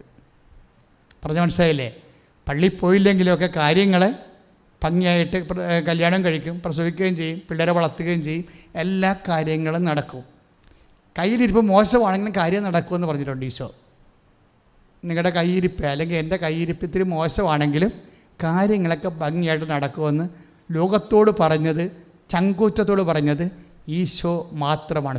ദൈവത്തിൻ്റെ അടുത്ത് പ്രാർത്ഥിച്ചില്ലെങ്കിലും കാര്യങ്ങളെല്ലാം ഭംഗിയായിട്ട് നടക്കും. കയ്യിരിപ്പ് മോശമാണെങ്കിലും കാര്യങ്ങൾ നടക്കും എന്ന് ലോകത്തോട് ചങ്കൂറ്റത്തോടെ പറഞ്ഞ ഈശോ മാത്രമാണ്. പിന്നെ നമ്മളെന്തിനാ പ്രാർത്ഥിക്കുന്നത്? കാര്യം ഈ വിഷയത്തിൽ നമ്മൾ ഇത്ര റീസൺ ഉപയോഗിക്കണം നല്ലതായിരിക്കും. ദൈവത്തെ കൂടാതെ തന്നെ കാര്യങ്ങളൊക്കെ നടക്കും. പിന്നെ എന്തിനാണ് നമ്മൾ പ്രാർത്ഥിക്കുന്നത്? എന്താ പറഞ്ഞത്? അങ്ങനെ നിങ്ങൾ നിങ്ങളുടെ സ്വർഗസ്ഥനായ പിതാവിൻ്റെ മക്കളായി തീരും. അവിടുന്ന് ശിഷ്യരുടെ മേലും ദുഷ്ടരുടെ മേലും തൻ്റെ സൂര്യനെ ഉദിപ്പിക്കുകയും നീതിമാന്മാരുടെയും നീതിരഹിതരുടെയും മേൽ മഴ പെയ്യുകയും ചെയ്യുന്നു. അതാണ് വിഷയം. മത്തായിയുടെ സുവിശേഷമാണ് 5:45. അപ്പം നീതിമാനായാലും നീതിരഹിതനായാലും അവൻ്റെ മേൽ ദൈവം മഴ പെയ്യിക്കും. നീതിരഹിതനെ മാറ്റി നിർത്തിയിട്ട് നീ അങ്ങോട്ട് മാറ്, ഈ മഴ നീതിമാന് മാത്രം ഉള്ളതാണെന്ന് ദൈവം പറയത്തില്ല. നിങ്ങളിങ്ങോട്ട് മാറി, ഇത് പള്ളിയിൽ പോണവർക്ക് മാത്രമുള്ള അനുഗ്രഹമാണെന്ന് ദൈവം പറയത്തില്ല. ദൈവം എല്ലാവർക്കും വേണ്ടിയാണ്. അതാണ് എല്ലാം. ആ ഭൗതിക അനുഗ്രഹങ്ങൾ നമ്മൾ ലഭിക്കുന്നതിന് നമ്മളൊരു വിശ്വാസി പോലും ആവേണ്ട ആവശ്യമില്ല. പിന്നെ നമ്മൾ എന്തിനാണ് വിശ്വാസിയാകണത്? പിന്നെ നമ്മൾ എന്തിനാണ് ദൈവത്തിലെ ഓരോ വിഷയങ്ങൾക്ക് ആശ്രയിക്കണത്? ഇത് അനുഗ്രഹത്തിനല്ല. ശരിക്കും പറഞ്ഞാൽ അനുഗ്രഹം ഇതിൻ്റെ ഭാഗമാണ്. അനുഗ്രഹം ലഭിക്കുക തന്നെ ചെയ്യും പ്രാർത്ഥിക്കുമ്പോൾ. പക്ഷേ അനുഗ്രഹം ലഭിച്ചാൽ മാത്രം പോരാ. എന്താണ്? അനുഭവിക്കാനുള്ള യോഗ്യത. ഇതൊരു ഇത് ആൾക്കാരെ അത്ര കണ്ട് സീരിയസ് ആയിട്ട് ഫോക്കസ് ചെയ്യാത്തൊരു സബ്ജക്റ്റാണ്. എല്ലാവരും അനുഗ്രഹത്തെക്കുറിച്ചാണ് എപ്പോഴും ദൈവസന്നിധിയിൽ ആവലാതിപ്പെടുന്നത്. പക്ഷെ നമുക്ക് വേണ്ടത് അനുഗ്രഹം മാത്രമല്ല, പിന്നെന്താണ്? അനുഭവിക്കാനുള്ള യോഗ്യത. ഇപ്പോൾ മക്കളെ ഐസിന ഒന്ന് ശ്രദ്ധിച്ച മക്കളെ, അവർ ഭവനങ്ങൾ പണിത് വാസമുറപ്പിക്കും, മുന്തിരിത്തോട്ടങ്ങൾ വച്ചുപിടിപ്പിച്ച് അവയുടെ ഫലം ഭക്ഷിക്കും. ശ്രുതികട്ടെ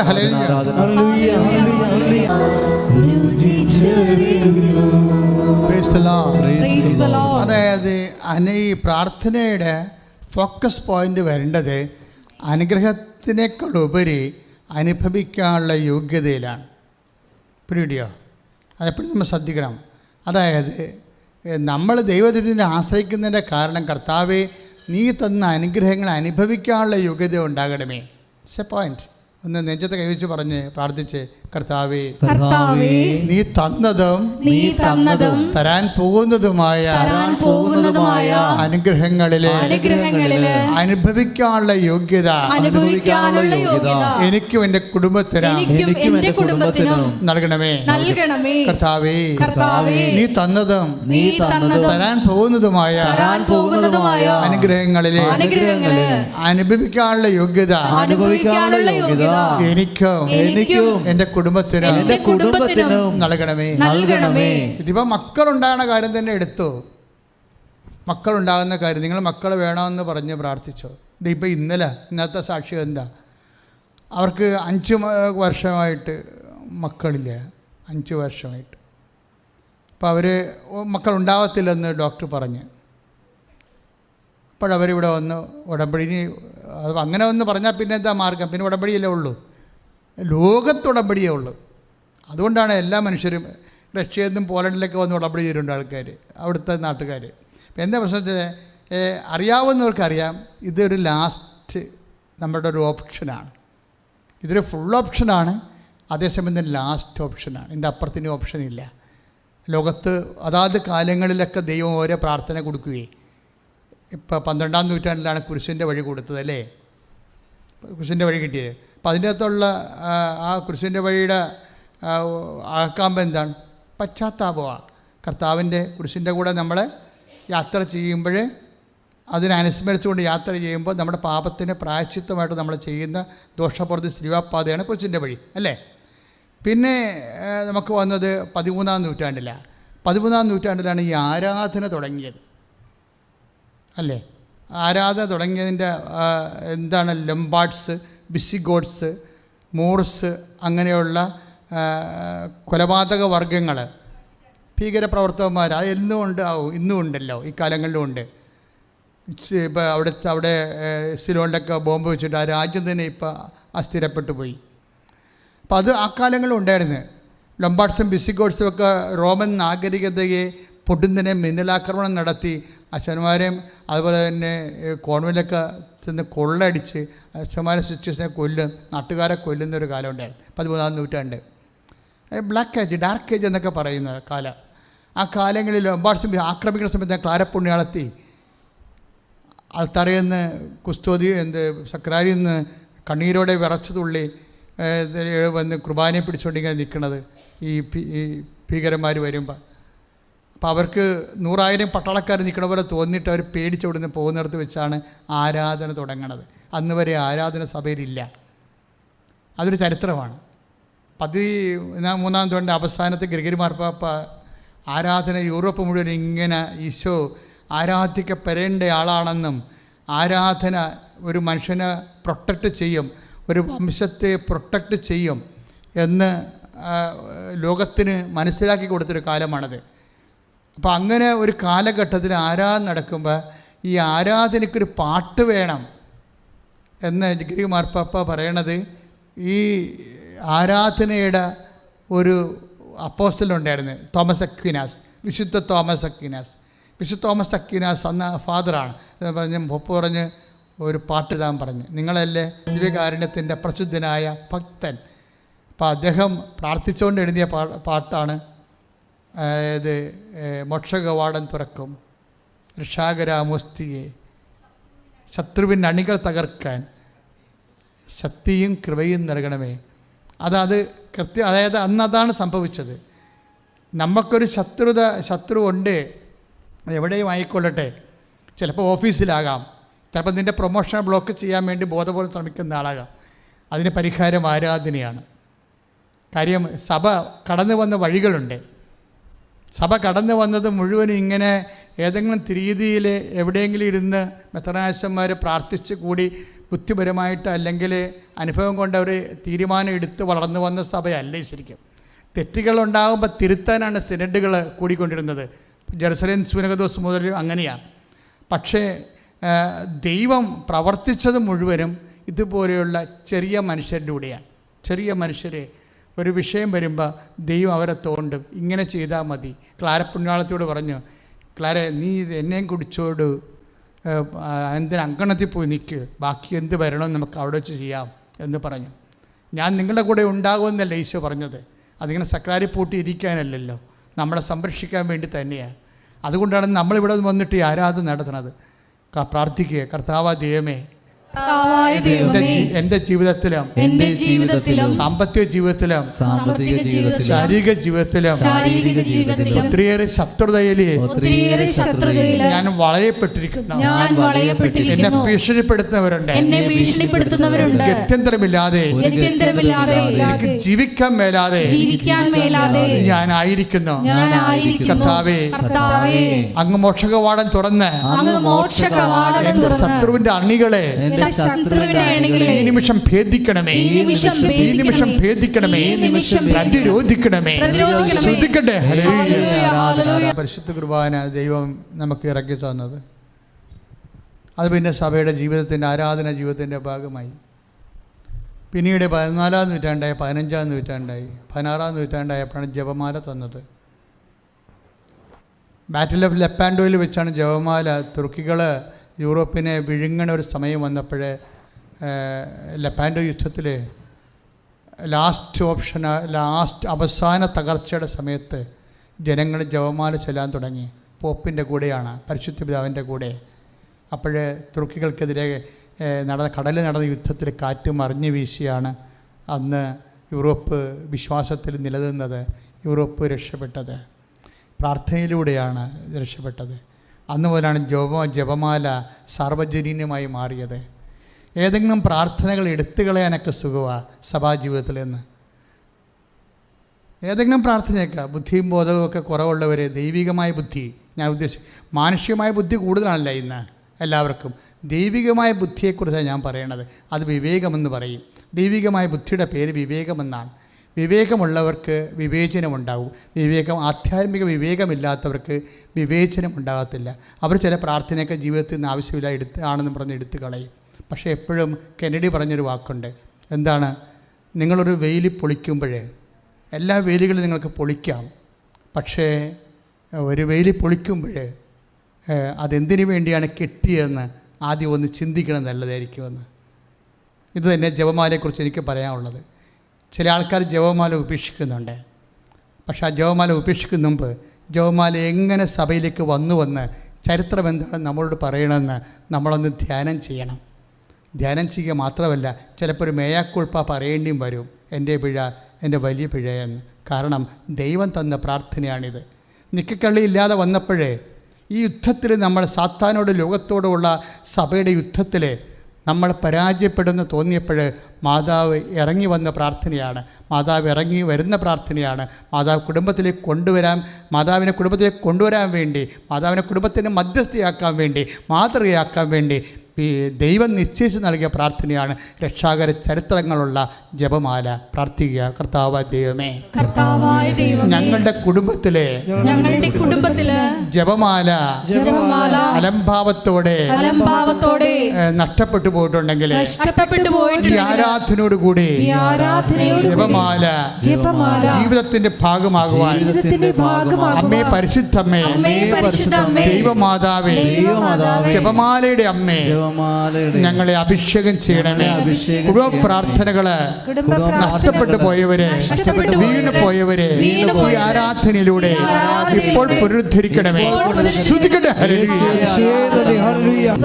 അപ്പോൾ നമ്മൾ 16-ാം നൂറ്റാണ്ടിലാണ് ജപമാലയ്ക്ക് വന്നത്. ഇതും ദൈവം തന്നതാണ്. പ്രത്യേകമായൊരു കാലത്ത് ഒരു വിശ്വാസി ഒരു പ്രതിസന്ധി അനുഭവിക്കുന്ന കാലത്ത് നൽകിയതാണ് ഈ പ്രാർത്ഥന. പിന്നീട് വന്നപ്പോൾ ഈ കാലങ്ങളിൽ തന്നെയാണ് 40 മണി ആരാധന ആരംഭിച്ചത്. അത് ഒരു 16, 17, 18 കാലങ്ങളിലാണ്, 18-ാം നൂറ്റാണ്ടിലാണ് നമ്മുടെ ഈ രാത്രി ആരാധന പോലെയുള്ള 40 മണി ആരാധന ആരംഭിച്ചത്. ഇറ്റലി ആരംഭിച്ചതാണ് 40 മണി ആരാധന 18-ാം നൂറ്റാണ്ടിലെ. അത് ആ കാലങ്ങളിൽ തന്നെ ചാവറയച്ചൻ അതിനുശേഷം കേരളത്തിൽ ആരംഭിച്ചു. അന്ന് ചാവറയച്ചൻ്റെ കാലമാണ്. 1832 കാലഘട്ടം, 40 കാലഘട്ടമല്ല. അപ്പോഴാണ് നമുക്ക് 40 മണി ആരാധന കേരളത്തിൽ ആരംഭിച്ചത്. ചാവറയച്ചനാണ് ആരംഭിച്ചത്.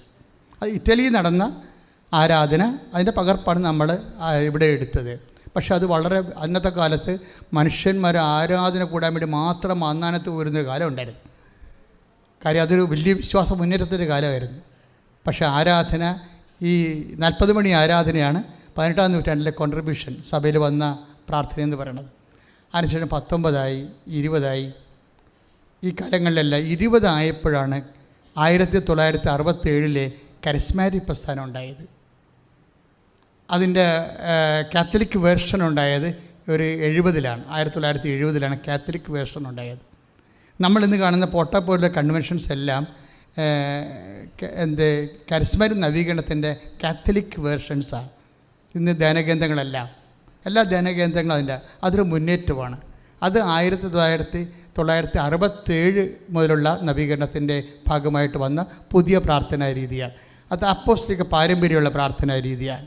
അപ്പോൾ ഇങ്ങനെ ഓരോ കാലഘട്ടങ്ങളിലെ വന്ന് ഇന്ന് എന്താ ഞാൻ ഇത്രയും ചരിത്രം പറയാൻ കാരണമെന്ന്, ചരിത്രം ഞാൻ ചിന്തിച്ച് പറഞ്ഞതല്ല, ആലോചിച്ച് പറഞ്ഞതല്ല, പറഞ്ഞപ്പോഴിങ്ങനെ പറഞ്ഞു പോയതാണ്. എന്താ കാര്യം വെച്ച് കഴിഞ്ഞാൽ ഇതിന് ശേഷമാണ് 2016 ഉടമ്പടി പ്രാർത്ഥന വരണത്. എന്താ കാര്യം വെച്ചാൽ ഇതൊരു പുതിയ പ്രാർത്ഥനയാണ്. ഈ പുതിയ പ്രാർത്ഥന ജപമാല ഫ്ലാഷ് ചെയ്തതിനേക്കാളും പെട്ടെന്നാണ് ഇത് ഫ്ലാഷ് ചെയ്തത്. ഇത് മലയാള ലോകത്തിലുണ്ടായ മാതാവ് തന്ന ഒരു പ്രാർത്ഥനയാണെങ്കിലും ഇത് ഇപ്പം തന്നെ ലക്ഷക്കണക്കിന് മനുഷ്യരാണ് സെറ്റ് ചെയ്ത്. കഴിഞ്ഞ ദിവസം ഇവിടെ ഒരു സാക്ഷ്യം ഉണ്ടായി, 19 കൊല്ലമായിട്ട് കുടുംബ പ്രാർത്ഥന ഇല്ലായിരുന്നെന്ന്. പക്ഷേ ഉടമ്പടി എടുത്തോടുകൂടി മാതാവ് ഞങ്ങളുടെ വീട്ടിൽ തന്നത് കുടുംബ പ്രാർത്ഥനയെ തന്നത്. കാര്യം ഞാൻ ഇസ്രയേലിലാണ്, ഞങ്ങൾ 3 സ്ഥലങ്ങളിലാണ്, പിന്നെ കുടുംബമില്ലാതെ എങ്ങനെ പ്രാർത്ഥന. പക്ഷേ ജപമാല എടുത്തോടുകൂടി എൻ്റെ ഭർത്താവ് വീഡിയോ കോൾ എന്നെ വിളിച്ചു. അപ്പം അവർ അപ്പനും മകനും ജപമാല തുടങ്ങുമ്പോഴേ കുടുംബപ്രാർത്ഥന തുടങ്ങുമ്പോൾ എന്നെ വീഡിയോ കോളിൽ വിളിക്കും. ഞങ്ങൾ 3 പേരും കൂടി വീഡിയോ കോളിൽ ജപമാല ചൊല്ലി. അപ്പോൾ ഒരു കുടുംബത്തിൽ തന്നെ ഇരുന്ന് ജപമാല ചൊല്ലേണ്ട കൺസെപ്റ്റ് പോയി. ചിലപ്പോൾ ഭാര്യ ഒരു രാജ്യത്തായിരിക്കും, ഭർത്താവ് ഒരു രാജ്യത്തായിരിക്കും, പിന്നെ മകളൊരു രാജ്യത്തായിരിക്കും. നിങ്ങൾ ഏത് രാജ്യത്തായാലും ഈ കാലങ്ങളിലെല്ലാം ഒരു കുടുംബത്തിൽ നിൽക്കണ പോലെയുള്ള അവസ്ഥയാണ് ഇന്നുള്ളത്. അപ്പം ലഭ്യമായ സംവിധാനങ്ങൾ ഉപയോഗിച്ചുകൊണ്ട് ദൈവത്തിന് വേണ്ടി ദൈവത്തിൻ്റെ അനുസ്മരിച്ചുകൊണ്ട് ജീവിക്കുന്ന കുടുംബങ്ങളായി അഭിഷേകം കിട്ടാൻ വേണ്ടി പ്രാർത്ഥിക്കാം. കർത്താവായ ദൈവമേ, ഞങ്ങൾ എവിടെയായിരുന്നാലും ഒരു കുടുംബമായിട്ട് കുടുംബ പ്രാർത്ഥനയിലൂടെ ദൈവത്തിൽ ഐക്യപ്പെട്ട് ജീവിക്കാൻ വേണ്ടി അഭിഷേകം ചെയ്യണമേ.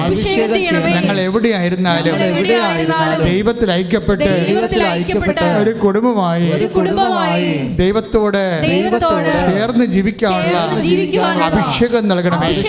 അഭിഷേകം നൽകണമേ. ശ്രദ്ധിക്കട്ടെ. ഹല്ലേലൂയ. അപ്പോൾ ഇതിൻ്റെ ഒരു റേഞ്ച്, ഉടമ്പടി പ്രാർത്ഥനയുടെ റേഞ്ച് കണ്ടില്ലേ?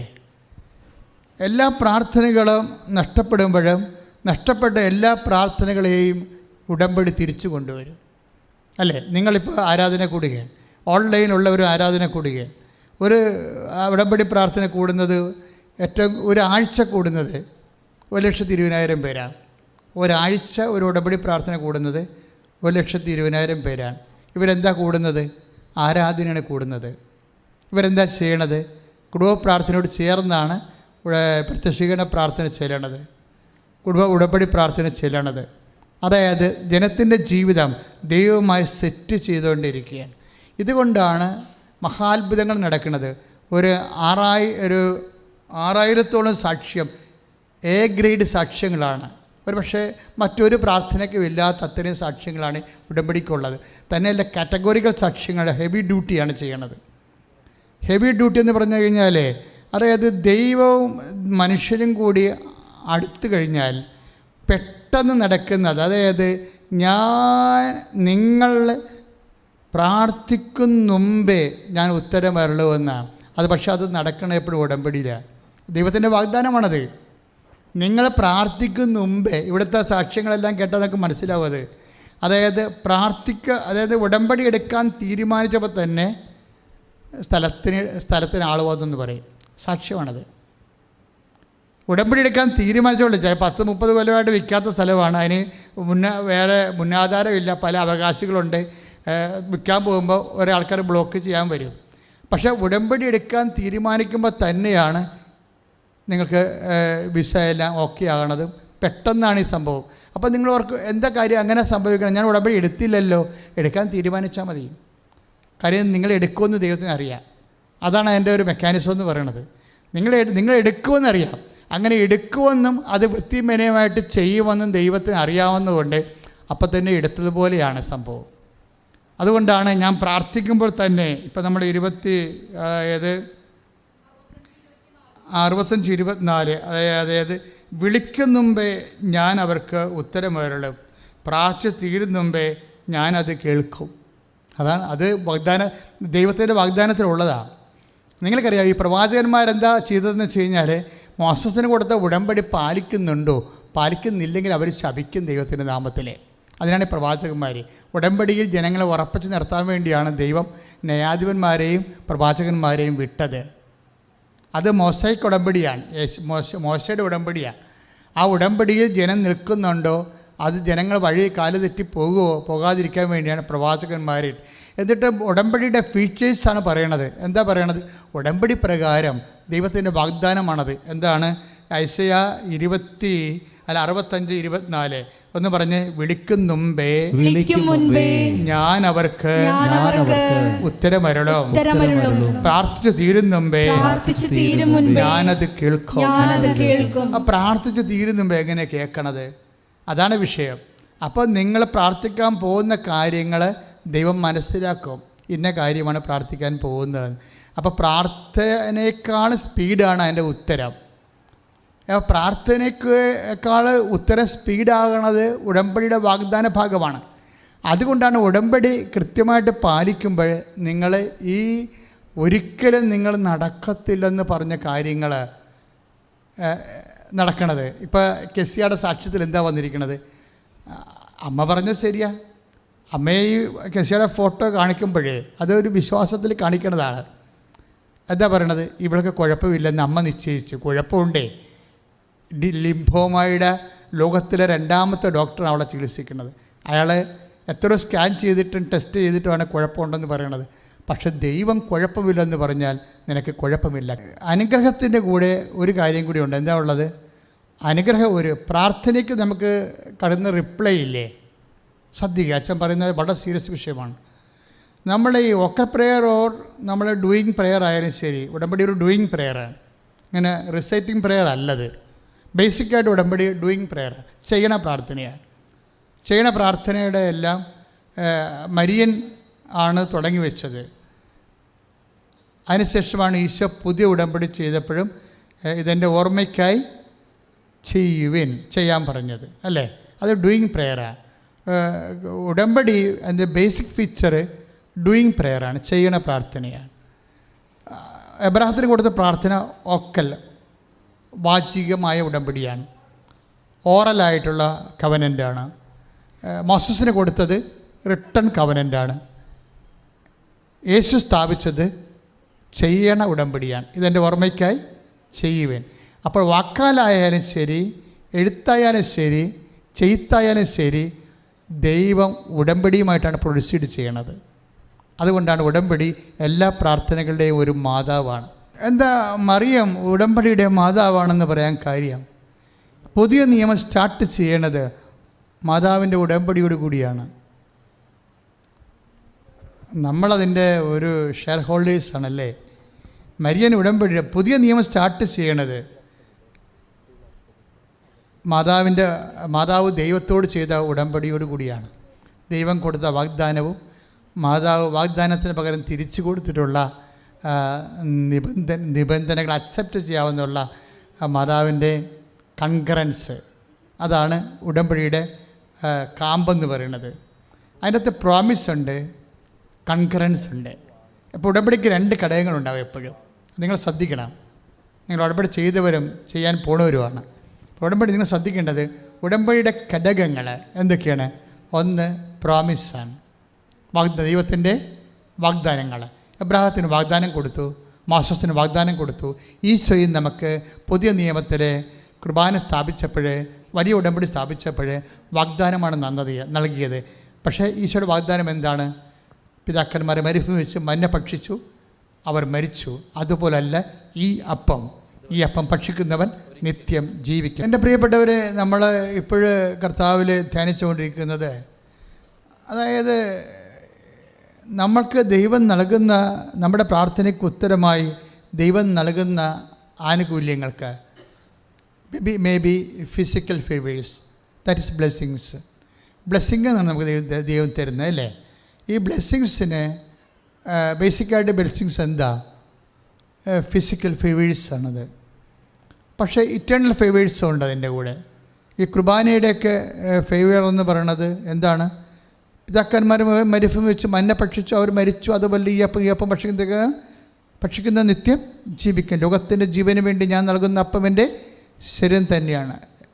എൻ്റെ ശരീരം ഭക്ഷിക്കുന്ന എന്നിലും ഞാൻ അവനിലും വസിക്കുന്നു. സജീവനായ പിതാവാണ് എന്നെ അയച്ചത്. അതുപോലെ എന്നെ ഭക്ഷിക്കുന്ന ഞാൻ മൂലം ജീവിക്കും. പരിശുദ്ധ കുർബാന സ്ഥാപിച്ചതിൻ്റെ ഉദ്ദേശം എന്താണ്? നിത്യം ജീവിക്കാൻ വേണ്ടി. എന്നെ ഭക്ഷിക്കുന്ന ഞാൻ മൂലം, ഒന്ന് പറഞ്ഞേ, എന്നെ ഭക്ഷിക്കുന്നവൻ ഞാൻ മൂലം ജീവിക്കും. അപ്പം നിത്യമായി ജീവിക്കാൻ വേണ്ടിയാണ് പരിശുദ്ധ കുർബാന സ്ഥാപിക്കപ്പെട്ടിരിക്കുന്നത്. മനസ്സിലായല്ലോ? അത് ഉടമ്പടി ചെയ്യുന്നതിലൂടെയാണ്, അല്ലാതെ ഓൺലൈനിൽ കുർബാന പടം കാണുന്നതിലൂടെയല്ല. ഞങ്ങൾ പടമെല്ലാം അവസാനിപ്പിച്ചു.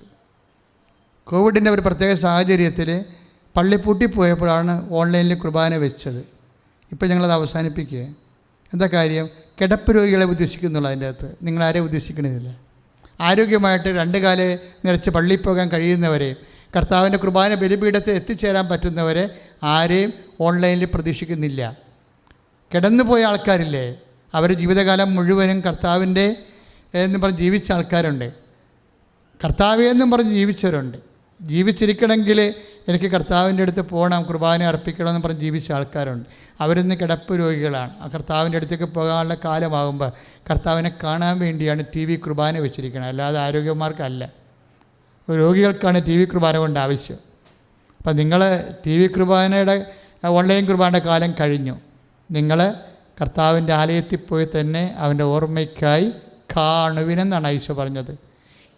ഇതെൻ്റെ ഓർമ്മയ്ക്കായി കാണുവിൻ എന്ന് പറഞ്ഞ ഈശോ ഇല്ല, ഇതെൻ്റെ ഓർമ്മയ്ക്കായി ചെയ്യുവിൻ. ചെയ്യണമെങ്കിൽ അഭിഷിക്തം വേണം, ദേവാലയം വേണം, ബലിപീഠം വേണം, സഭയുടെ കൂട്ടായ്മ വേണം. അപ്പോൾ എല്ലാ പരിപാടികളും ക്യാൻസൽ ചെയ്തിരിക്കുകയാണ്. എന്താണ്? ഓൺലൈനായിട്ടുള്ള കുർബാനയോട് ബന്ധപ്പെട്ട എല്ലാ വിഷയവും അവസാനിപ്പിച്ചിരിക്കുകയാണ്. എല്ലാ വിശ്വാസികളും, ഇത് കേൾക്കുന്ന എല്ലാവരും ഇനി കുർബാന ദേവാലയത്തിൽ പോയി കൂടണം, മുടങ്ങരുത്. അത് കർത്താവുമായിട്ടുള്ള ആത്മബന്ധം നമ്മൾ പുതുക്കുകയാണ്. എന്താ കാര്യം? നിത്യമായി അവൻ്റെ കൂടെ ജീവിക്കാനുള്ളവരാണ്. നമ്മളിൽ പരിശുദ്ധാത്മ പറഞ്ഞത് എന്താണ്? പുതിയ നിയമത്തിലെ ഉടമ്പടിയുടെ അമ്മയെന്ന് പറയുന്നത് പരിശുദ്ധ അമ്മയാണ്, ഉടമ്പടിയുടെ മാതാവ്. എന്താ കാര്യം? ഈശോയെപ്പോലും നമുക്ക് കിട്ടുന്നത് അമ്മ ഉടമ്പടി ചെയ്തിട്ടാണ്. You got the point. ഈ ലോകത്ത് ഒരു മനുഷ്യന് കിട്ടാവുന്ന ഏറ്റവും വലിയ ദാനം എന്താണ്? Jesus Christ. കൈയിടിച്ച് കർത്താസ്പത്രിയിൽ നിങ്ങൾ ആരാധിക്കുമ്പോൾ ആസ്വദിച്ചങ്ങ് ആരാധിക്കണം. ജീവിക്കണ ദൈവം. കാര്യം കൃപാസനത്തിൽ ആരാധന അമ്മ ജീവനോടെ പ്രത്യക്ഷപ്പെട്ട ഇടത്താണ് നിൽക്കണം നമ്മളല്ലേ. കർത്താവ് ഇതുപോലെ അന്നും ഈശോ സാന്നിധ്യം നൽകുന്ന സമയത്താണ് അമ്മ പ്രത്യക്ഷപ്പെട്ടത്. അതിൻ്റെ ഭാഗമായിട്ട് നമുക്ക് കിട്ടിയ ആനുകൂല്യമാണ് ഉടമ്പടി പ്രാർത്ഥന എന്ന് പറയുന്നത്. പിന്നെ ഉടമ്പടി പറഞ്ഞു വരുമ്പോഴേ അമ്മ അതിൻ്റെ ഓരോ ദിവസവും പുതിയ കാര്യങ്ങളാണ് പറയണത്. ഇപ്പം എന്താ പറയണത്? അമ്മ ഉടമ്പടി ചെയ്തിട്ടാണ് നമുക്ക് ഈശോനെ കിട്ടിയെന്ന് അമ്മ പറഞ്ഞത്. അമ്മ മംഗളവാർത്ത സമയത്ത് ഉടമ്പടിയുടെ കണ്ടെന്ന് നമുക്കറിയാമല്ലോ. ഉടമ്പടിയിൽ എപ്പോഴും നിബന്ധന ഉണ്ടാവും, പിന്നെ എന്താണ്? നിയോഗം ഉണ്ടാവും, വാഗ്ദാനം ഉണ്ടാവും. അത് നിറവേറ്റാൻ വേണ്ടിയുള്ള നമ്മുടെ പ്രതിജ്ഞ ഉണ്ടാവും. ഇതാണ് ഉടമ്പടിയിലുള്ളത്. ഇത് നമ്മൾ നടത്തുന്നത് മരിയൻ ഉടമ്പടിയാണ്. അമ്മ ചെയ്ത ഉടമ്പടിയാണ് ചെയ്യുന്നത്. അമ്മ ചെയ്ത ഉടമ്പടി പ്രകാരമാണ് നമുക്ക് ഈശോനെ കിട്ടിയത്. അപ്പോൾ ഉടമ്പടിയുടെ കൃപാസനം ഉടമ്പടിയുടെ അൾട്ടിമേറ്റ് എയിം എന്ന് പറയുന്നത് എന്താണ്?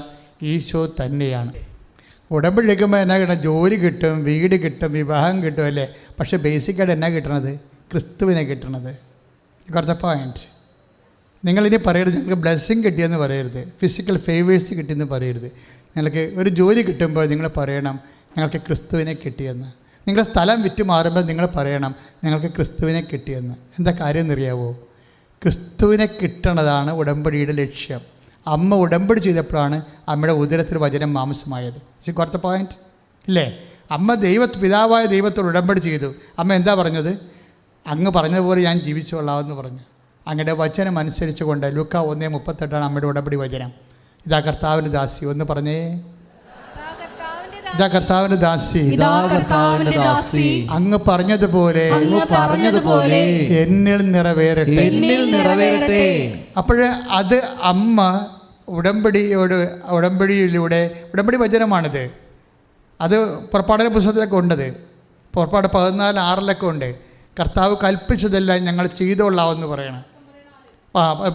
പുറപ്പാട് 19:4 അത് തന്നെയാണ് ഉടമ്പടിയിലുള്ളത്. അമ്മ പറഞ്ഞത് അതാണ്. എന്താ പറയണത്? ഇതാ കർത്താവിൻ്റെ ദാസി, അങ്ങ് പറഞ്ഞതുപോലെ എന്നെ. അത് ഉടമ്പടി വചനമാണ്. പുറപ്പാടിൻ്റെ പുസ്തകം 19:4 ദൈവജനം ഉടമ്പടി ചെയ്തപ്പോൾ ദൈവത്തിന് കൊടുത്ത വാഗ്ദാനമാണത്. എന്താണ്? കർത്താവേ, പിതാവായ ദൈവമേ, അങ്ങ് പറഞ്ഞതുപോലെ ഞങ്ങൾ ജീവിച്ചോളാമെന്ന്. അത് തന്നെയാണ് ഉടമ്പടി വചനം. അതാണ് അമ്മ പറയണത്. ലൂക്കാ 1:38 എന്താ പറയണത്? ഇതാ കർത്താവിൻ്റെ ദാസി. പറഞ്ഞേ, അങ്ങ് പറഞ്ഞതുപോലെ എന്നിൽ നിറവേറട്ടെ. കർത്താവിൻ്റെ വചനം അനുസരിച്ച് കൊണ്ട് ഞാൻ ജീവിച്ചോളാം. അതാണ് ഉടമ്പടിയുടെ വചനം. ഉടമ്പടിയുടെ മർമ്മവചനം അതാണ്. എന്താണ്? കർത്താവിൻ്റെ വചനം അനുസരിച്ചുകൊണ്ട് ഞങ്ങൾ ജീവിച്ചു കൊള്ളാം. അത് മാതാവിൻ്റെ സാക്ഷിയായി നിർത്തിക്കൊണ്ട് മാതാവിൻ്റെ മധ്യസ്ഥ ചെയ്യുന്ന ഉടമ്പടിയാണ് മരിയൻ ഉടമ്പടി. പ്രീഡിയാവും. അത് മാതാവിൻ്റെ മധ്യസ്ഥയിലാണ് ചെയ്യണത്. എന്താ കാര്യം വെച്ച് കഴിഞ്ഞാൽ മാതാവിൻ്റെ മധ്യസ്ഥയ്ക്കുള്ള ഒരു പ്രശ്നം ഇത് പ്രതിരോധിക്കാൻ പറ്റത്തില്ല. കാര്യം അമ്മയുടെ കപ്പാസിറ്റിയാണ് എൻ്റെ പ്രധാനപ്പെട്ട കാരണം. അമ്മ ഒരു കാര്യം പറഞ്ഞാൽ അവർക്ക് വീഞ്ഞില്ല എന്ന് പറയുമ്പോൾ സ്വാഭാവികമായി മെറിറ്റില്ലാത്തൊരു കാര്യമാണത്. എന്താണ് കാര്യം? ഈശോ പറയുന്നുണ്ട്, ഇത് എനിക്ക് നിനക്കും എന്താണ്, എൻ്റെ സമയം ഇനി സമാഗതമായിട്ടില്ലല്ലോ. ലുക്ക 2 യോഹന്നാൻ 2:3 പറയും അല്ലേ, 2:4. അപ്പോൾ സ്വാഭാവികം നടക്കാൻ സാധ്യതയില്ല. ഒരു പക്ഷേ ദൈവപൈതൽ നീ ഉടമ്പടി വെച്ചിരിക്കുന്ന കാര്യങ്ങൾ സ്വാഭാവികമായി നടക്കാൻ സാധ്യതയില്ലാത്ത കാര്യമാണ്. സ്വാഭാവികമായി നടക്കാൻ കാര്യമില്ലാത്ത കാര്യമാണ്. പക്ഷെ അമ്മ അതിൻ്റെ ഒരു മധ്യസ്ഥം വഹിച്ചാൽ അത് നടക്കും. ഇപ്പം ചിലരോട് പറയത്തില്ല, എൻ്റെ റാങ്ക് 144 144 പേര് അപ്പോയിൻ്റ് ചെയ്താൽ മാത്രമേ എന്നെ അപ്പോയിൻ്റ് ചെയ്യത്തുള്ളൂ. പക്ഷേ 144 സീറ്റില്ല, 144 വേക്കൻസി ഇല്ല എന്ന് പറഞ്ഞിട്ട് അവർ മാതാവ് വേക്കൻസി ഉണ്ടായിട്ട് അവർ അഡ്മിറ്റ് ചെയ്യും കൊണ്ടുപോയി. അയ്യോ, അത് കണ്ടാൽ നമുക്ക് അരഞ്ഞു പോകും. എന്ന് ചില ഉടമ്പടിയിൽ അത് പാലിക്കും. നിങ്ങൾ ഉടമ്പടിയോട് അപ്പം ഞാൻ നിങ്ങൾക്ക് വ്യാമോഹം നൽകുകയല്ല, ഞാൻ ഇവിടുത്തെ സാക്ഷ്യങ്ങൾ എക്സ്പ്ലെയിൻ ചെയ്യണതാണ്. നിങ്ങൾ വിചാരിക്കരുത് നിങ്ങൾ ഇൻസ്റ്റിഗേറ്റ് ചെയ്യണം. No, never. എൻ്റെ ആവശ്യമില്ല. മറിച്ച് നിങ്ങൾ സാക്ഷ്യങ്ങൾ പരിശോധിക്കണം. ഓരോ സാക്ഷ്യവും എടുത്തിട്ട് പരിശോധിക്കണം. ഞങ്ങളുടെ കയ്യിൽ റിസർവ് ഇരിക്കുന്ന ഒരു 2000 സാക്ഷ്യങ്ങൾ ഈ ആഴ്ചയിൽ എല്ലാ ദിവസവും സർവ്വസമയ സാക്ഷ്യം എന്ന് പറഞ്ഞ് ഇടാൻ പോവുകയാണ്. അത് ഇതൊക്കെ എടുത്തുന്ന ആൾക്കാർ വെളിച്ചം കാണാത്ത സാക്ഷ്യങ്ങൾ. നമുക്ക് 2 സാക്ഷ്യങ്ങളെ ഒരു ദിവസം ഇടാൻ പറ്റത്തുള്ളൂ. അതുകൊണ്ട് സാക്ഷ്യങ്ങളിപ്പോൾ മുഴുവനായിട്ട് എടുത്ത് പുറത്തേക്ക് തരും. എന്തിനാ കാര്യം എന്ന് വെച്ച് കഴിഞ്ഞാൽ, ഉടമ്പടി എന്ന് പറയുമ്പോൾ ദൈവം വാക്ക് പാലിക്കുന്ന പ്രാർത്ഥനയാണ്. പക്ഷെ നമ്മൾ തിരിച്ചെന്താ ചെയ്യേണ്ടത്? ആ ദൈവത്തോട് വിശ്വസ്തത പുലർത്തണം. ഉടമ്പടി ഫെയ്ത്തിൽ വർക്ക് ചെയ്യത്തില്ല. ഫെയ്ത്തിൽ മാത്രം വിശ്വാസത്തെ മാത്രം വർക്ക് ചെയ്യണ പ്രാർത്ഥനയല്ല, വിശ്വസ്തതയിലാണത് വർക്ക് ചെയ്യണത്. കാരണം ഉടമ്പടിയല്ലേ, എഗ്രിമെൻ്റ് അല്ലേ. അപ്പം നമുക്കെന്താ വേണ്ടത്? വിശ്വസ്തതയാണ് വേണ്ടത്. അമ്മ ഈ വിശ്വസ്തത അവസാനം വരെ കീപ്പ് ചെയ്യും. ഇപ്പം നമ്മൾ 19:25 ഇതാ കർത്താവിൻ്റെ ദാസി, നിൻ്റെ വചനം പോലെ എന്നിൽ നിറവേറട്ടെ എന്ന് പറഞ്ഞില്ലേ, അമ്മ പറഞ്ഞില്ലേ? അതല്ല, അങ്ങനെ പറഞ്ഞില്ലേ അമ്മ ഉടമ്പടി എടുക്കുന്നത് കുറിച്ച് അല്ലേ? മംഗളവാർത്ത സമയത്ത് ലുക്ക 1:38 ഇതാ കർത്താവിൻ്റെ ദാസി, അങ്ങ് പറഞ്ഞതുപോലെ എന്നിൽ നിറവേറട്ടെ, ഞാൻ അതനുസരിച്ച് ചെയ്തോളാം, അങ്ങ് പറഞ്ഞ കാര്യം അതനുസരിച്ച് നിറവേറ്റിക്കൊള്ളാമെന്നാണ് അമ്മ ദൈവത്തോട്, പിതാവായ ദൈവത്തിന് വാക്ക് കൊടുക്കുന്നത്. ഈ വാക്ക് അമ്മ അവസാനം വരെ പാലിക്കും. കുരിശിൻ്റെ ചുവട് വരെ ബോധം കെട്ട് വീഴാതെ നിൽക്കും അവിടെ. അമ്മ കരഞ്ഞെന്നൊക്കെ ആൾക്കാർ ചുമ്മാ കലാകാരന്മാരുണ്ടാക്കിയ ആയിട്ടുള്ള ചിത്രങ്ങളും പടങ്ങളൊക്കെയാണ്, വ്യാകുല മാതാവൊക്കെ കാര്യങ്ങളൊക്കെ. പക്ഷേ അമ്മ കരയത്തിൽ നിങ്ങൾക്കറിയാമല്ലോ, അവർ ബോധം കെട്ടും വീഴത്തില്ല, അവരങ്ങ് സ്റ്റേണായിട്ട് നിൽക്കാൻ കണ്ടില്ലേ? അത് യോഹന്നാനാണ് പറയണത് 19:25 യോഹന്നാൻ്റെ സുവിശേഷം 19:25 എന്താ പറയണത്? യേശുവിൻ്റെ അമ്മ കുരിശിൻ്റെ അരികെ നിന്നിരുന്നു. മറ്റു ചേട്ടത്തിമാർ നിന്ന കാര്യം നമുക്ക് പ്രശ്നമല്ല. കാര്യം അമ്മയില്ലെങ്കിൽ അവർ ഓടിക്കളഞ്ഞേനാ. അമ്മ നിന്ന് ആ ഉറപ്പിൽ നിന്നാണ് മറ്റേ കക്ഷികളല്ല. അമ്മ കുരിശിൻ്റെ ചുവട്ടിൽ നിന്നതിൻ്റെ ഉറപ്പിലാണ് മറ്റു കക്ഷികളെല്ലാം നിൽക്കുന്നത്. കുസായുടെ ഭാര്യ മറിയം, മറ്റേ മറിയം, മർദ്ദല മറിയം എന്നൊക്കെ പറഞ്ഞ് കുറേ മറിയംസ അവിടെ നിൽക്കണില്ലേ? അത് അമ്മയുടെ ഉറപ്പിൽ നിൽക്കുക. അമ്മ എങ്ങാനും ഇല്ലെങ്കിൽ അവർ ഓട്ടോറിക്ഷ അവിടെ അപ്പത്തിന് പോയേനാ. കാര്യം അമ്മ നിൽക്കുകയാണെങ്കിൽ നമുക്ക് നിൽക്കാൻ പറ്റും. അമ്മ നിൽക്കുകയാണെങ്കിൽ നമുക്ക് നിൽക്കാൻ പറ്റും. കാര്യം മേരി നിൽക്കുകയും ചെയ്യും, നമ്മളെ നിർത്തുകയും ചെയ്യും. കൈയിടിച്ച് കർത്താസുടലില്ലേ പുരുഷൻ്റെ ചുവട്ട് നിൽക്കുമ്പോഴേ അപ്പായി ഉടമ്പടി പാലിക്കണത് കാണാം. അമ്മയോടൊന്ന് പറഞ്ഞായിരുന്നല്ലോ അല്ലേ? ഉടമ്പടി എടുക്കുന്ന സമയത്ത് പറഞ്ഞായിരുന്നു. എന്താ പറഞ്ഞത്? നിന്നും ജനിക്കുന്നവൻ അത്യുന്നതൻ ദൈവപുത്രന്ന് വിളിക്കപ്പെടും അല്ലേ? അപ്പോൾ ലുക്ക 1:34, 35, 36 വചനങ്ങളെ എന്താ പറഞ്ഞത്? നീ അവൻ ഈശോ എന്ന് പേരിടണം, അവൻ വലിയവനായിരിക്കും, യാക്കോബിൻ്റെ ഗോത്രത്തിൽ അവൻ വലിയവനായിരിക്കും, പിതാവായ ദാവീദിൻ്റെ സിംഹാസനം ദൈവമായ കർത്താവ് അവന് നൽകും. അങ്ങനെ ഒത്തിരിയേറെ വാഗ്ദാനങ്ങൾ ആ ഉടമ്പടിയിൽ പിതാവായ ദൈവം അമ്മയ്ക്ക് നൽകുന്നുണ്ട്. മരിയൻ ഉടമ്പടി സ്റ്റഡിക്കണം അങ്ങനെയാണ്. അമ്മയ്ക്ക് യേശുവിനെ സ്വീകരിക്കാൻ വേണ്ടി സ്വീകരിക്കുന്ന സമയത്ത് അമ്മയ്ക്ക് കുറേ വാഗ്ദാനങ്ങൾ കൊടുക്കുന്നുണ്ട്. ഈ വാഗ്ദാനങ്ങളൊക്കെ അമ്മ ആ ഉടമ്പടിയോടുകൂടി അങ്ങനെ വിശ്വസ്തനായിട്ട് നിൽക്കും, വിശ്വസ്തയായിട്ട് നിൽക്കും. ഒരിക്കലും കംപ്ലൈൻ്റ് ഒന്നും ചെയ്യത്തില്ല. ഇത് ചാണാക്കുഴി പെറ്റ് കിടക്കുമ്പോഴും അമ്മ കംപ്ലൈൻറ്റ് ചെയ്യത്തില്ല. ചാണാക്കുഴി പെറ്റ് കിടക്കുമ്പോൾ പറയാമല്ലോ, ഇവൻ എന്നോട് ഇങ്ങനെയല്ലല്ലോ പറഞ്ഞത്, നമുക്ക് വേണേൽ തർക്കിക്കാം ഇല്ലേ? ഈ ദാസന്മാരും ദാസിമാരുടെ ഫീച്ചർ, ഉടമ്പടി എടുക്കുന്നവർ ദാസന്മാരും ദാസിമാരുമാണ്. അവിടെ ഫീച്ചർ എന്താണെന്നറിയാവോ? അവർ തർക്കിക്കത്തില്ല. ദൈവത്തിൻ്റെ വാഗ്ദാനങ്ങൾക്കെതിരാണ് സംഭവിച്ചുകൊണ്ടിരിക്കണമെങ്കിലും അവർ വിചാരിക്കും ദൈവത്തിൽ ഇത് നന്മയുണ്ടാക്കാൻ കഴിയും, എന്നിട്ട് അവർ മിണ്ടത്തില്ല. എൻ്റെ ദാസൻ തർക്കിക്കത്തില്ലെന്ന് പറയും അല്ലേ? 12-19 മത്തായിയുടെ സുവിശേഷം. ശ്രുതിക്കട്ടെ ഹല്ലേലൂയ ഒന്ന് വായിച്ചോളൂ. ശ്രുതിക്കട്ടെ ഹല്ലേലൂയ. മത്തായി 12-19. ശ്രുതിക്കട്ടെ ഹല്ലേലൂയ.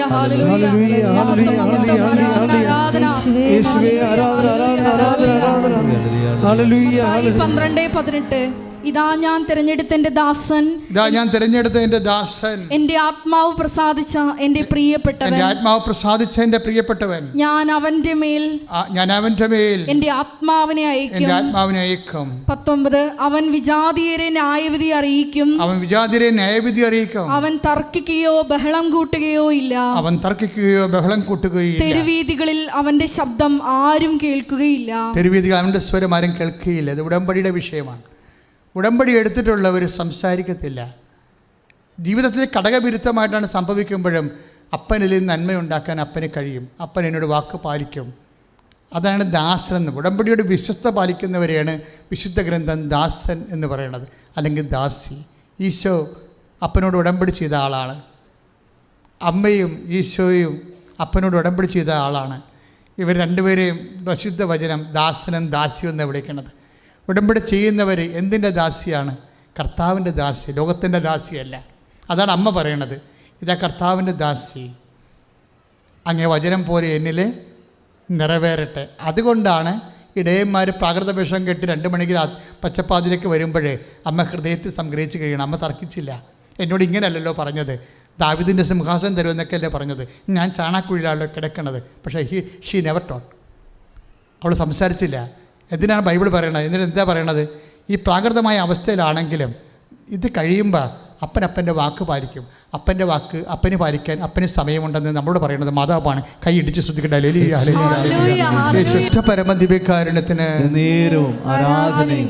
അപ്പോഴേ ഇൻ ബിറ്റ്വീൻ, ഉടമ്പടി കാലത്ത് ഇൻ ബിറ്റ്വീൻ നിങ്ങളുടെ ജീവിതത്തിൽ എന്തെങ്കിലും ഒരു കാര്യങ്ങൾ നിങ്ങളുടെ ഒരു പ്രതീക്ഷയ്ക്ക് എതിരെ സംഭവിച്ച നിങ്ങൾ അമ്മയെപ്പോലെ ഹൃദയത്തിൽ സംഗ്രഹിക്കണം.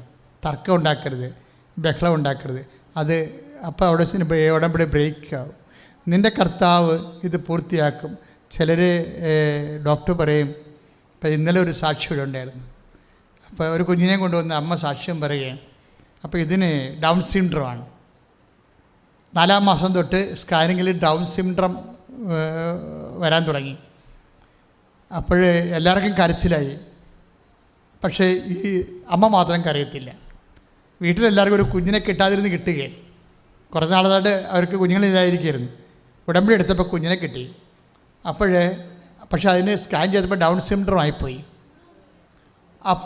ഡോക്ടർ പറഞ്ഞു ഇതിന് എടുത്തു കളയാം, അല്ലെങ്കിൽ നിങ്ങൾക്ക് കുരിശായിട്ട് വരുമെന്ന് പറയും. 4-ാം മാസം മുതൽ ഡൗൺ സിൻഡ്രോമാണ്, 5-ാം മാസവും ഡൗൺ സിൻഡ്രോമാണ്. എടുത്തു കളയാൻ 5 മാസം കഴിഞ്ഞാൽ പിന്നെ എടുത്തു കളയാനുള്ള റിസ്ക്കാണ് സംഭവം. ഒക്കെ ഈ സ്ത്രീ പറയണ ഒരു കാര്യമുണ്ട്. എന്താണ്? ഇത് ഉടമ്പടിയുടെ കുഞ്ഞാണ്, അമ്മ തന്നതാണ്. ഡൗൺ സിൻഡ്രോം ആണെങ്കിൽ അത് അമ്മയുടെ ഇഷ്ടമാണ്, ഞാൻ വളർത്തു വന്നത്. ഇതാ കർത്താവിൻ്റെ ദാസി. ഇതിന് ചുവന്നുകൊണ്ട് ഞാൻ നടക്കണമാണ് ദൈവത്തിൻ്റെ ഇഷ്ടമെങ്കിൽ ഐ വിൽ ഡു ഇറ്റ്. പക്ഷേ എന്താ, വിശ്വാസം ഇൻവെസ്റ്റ് ചെയ്ത് കഴിഞ്ഞപ്പോൾ ദൈവം ആ ഉടമ്പടി അക്സെപ്റ്റ് ചെയ്ത് അടിപൊളി കുഞ്ഞ്, ഒരു കുഴപ്പമില്ല. അതാണ് വിഷയം. കാര്യം ശാസ്ത്രത്തെ ഇങ്ങനെ തിരുത്തണ കാണാം ഉടമ്പടി. അതെന്താണ്? വ്യക്തികളുടെ ഇൻവെസ്റ്റ്മെൻറ്റാണ്. എന്ത് ഇൻവെസ്റ്റ്മെൻറ്റാണ്? വിശ്വാസത്തിൻ്റെ നിക്ഷേപം. അമ്മ അപ്പനുമായി ഉടമ്പടി എടുക്കുന്ന കാലത്താണ് അപ്പന് അമ്മയ്ക്കൊരു വാഗ്ദാനം കൊടുക്കും. എന്താണ് കൊടുക്കുന്നത്? അവൻ്റെ രാജ്യത്തിന് അവസാനം ഉണ്ടാവുകയില്ല. അതാണ് വാഗ്ദാനം. നിത്യതയുടെ വാഗ്ദാനം ആദ്യമായിട്ട് അപ്പം കൊടുക്കുന്നത് അമ്മയുടെ കയ്യിലാണ്. ഈ ഭൂമിയിൽ ഈശോ നമുക്ക് നൽകിയ ഏറ്റവും വലിയ സമ്മാനം എന്താണ്? നിത്യസമ്മാനമാണ്. അമ്മ നിത്യതയെ നമ്മൾ വിളിക്കണത് എന്തെന്നാണ്? നിത്യസമ്മാനം. ഇതാ ഞാൻ വരുന്നു, എൻ്റെ സമ്മാനം കൊണ്ട് വരുന്നു, അല്ലേ? ഇപ്പം വെളിപാടിൻ്റെ പുസ്തകം 21 ഒക്കെ പറയണത് എന്താ? 22 ഇതാ ഞാൻ വരുന്നു, എൻ്റെ സംഭാവനവും കൊണ്ടുവരുന്നു. എന്താണ്? നിത്യത. നിത്യകാലം കർത്താവിൻ്റെ കൂടെ ജീവിച്ചിരിക്കാനുള്ള ഏറ്റവും വലിയ സമ്മാനമാണ് ക്രിസ്തു നമുക്ക് നൽകുന്ന അൾട്ടിമേറ്റ് പ്രൈസ്, ആത്യന്തികമായ സമ്മാനം. ഈ ആത്യന്തികമായ സമ്മാനത്തിനെക്കുറിച്ച് ദൈവത്തിൻ്റെ ആദ്യത്തെ പ്രവചനം പിതാവ് ഉടമ്പടി എടുത്തപ്പോൾ അമ്മയോട് പറഞ്ഞതാണ്. ലൂക്ക 1:33, അവൻ്റെ രാജ്യത്തിന് അവസാനമുണ്ടാകത്തില്ല. ഈ വാഗ്ദാനം നിറവേറുന്നതിന് മുമ്പ് കുറേ കാര്യങ്ങളൊക്കെ ഉണ്ടായിരുന്നു. ഈശോ അമ്മയുമായി പലപ്പോഴും ചില അസ്വസ്ഥ്യങ്ങൾ അവരുടെ ജീവിതത്തിലുണ്ടായി, അമ്മയുടെയും മകൻ്റെയും ജീവിതത്തിൽ. അമ്മയോട് പറയാതെ ഈശോ ജെറുസലേമിൽ തന്നെ താമസിക്കുകയും അമ്മ പാഴ്നടപ്പ് നടന്ന് കുറേ കാശും പോയി സങ്കടപ്പെട്ട് തിരിച്ചു വരുന്ന ഭാഗങ്ങളൊക്കെ സഹിക്കാൻ പറ്റാത്ത ഭാഗങ്ങളാണ്.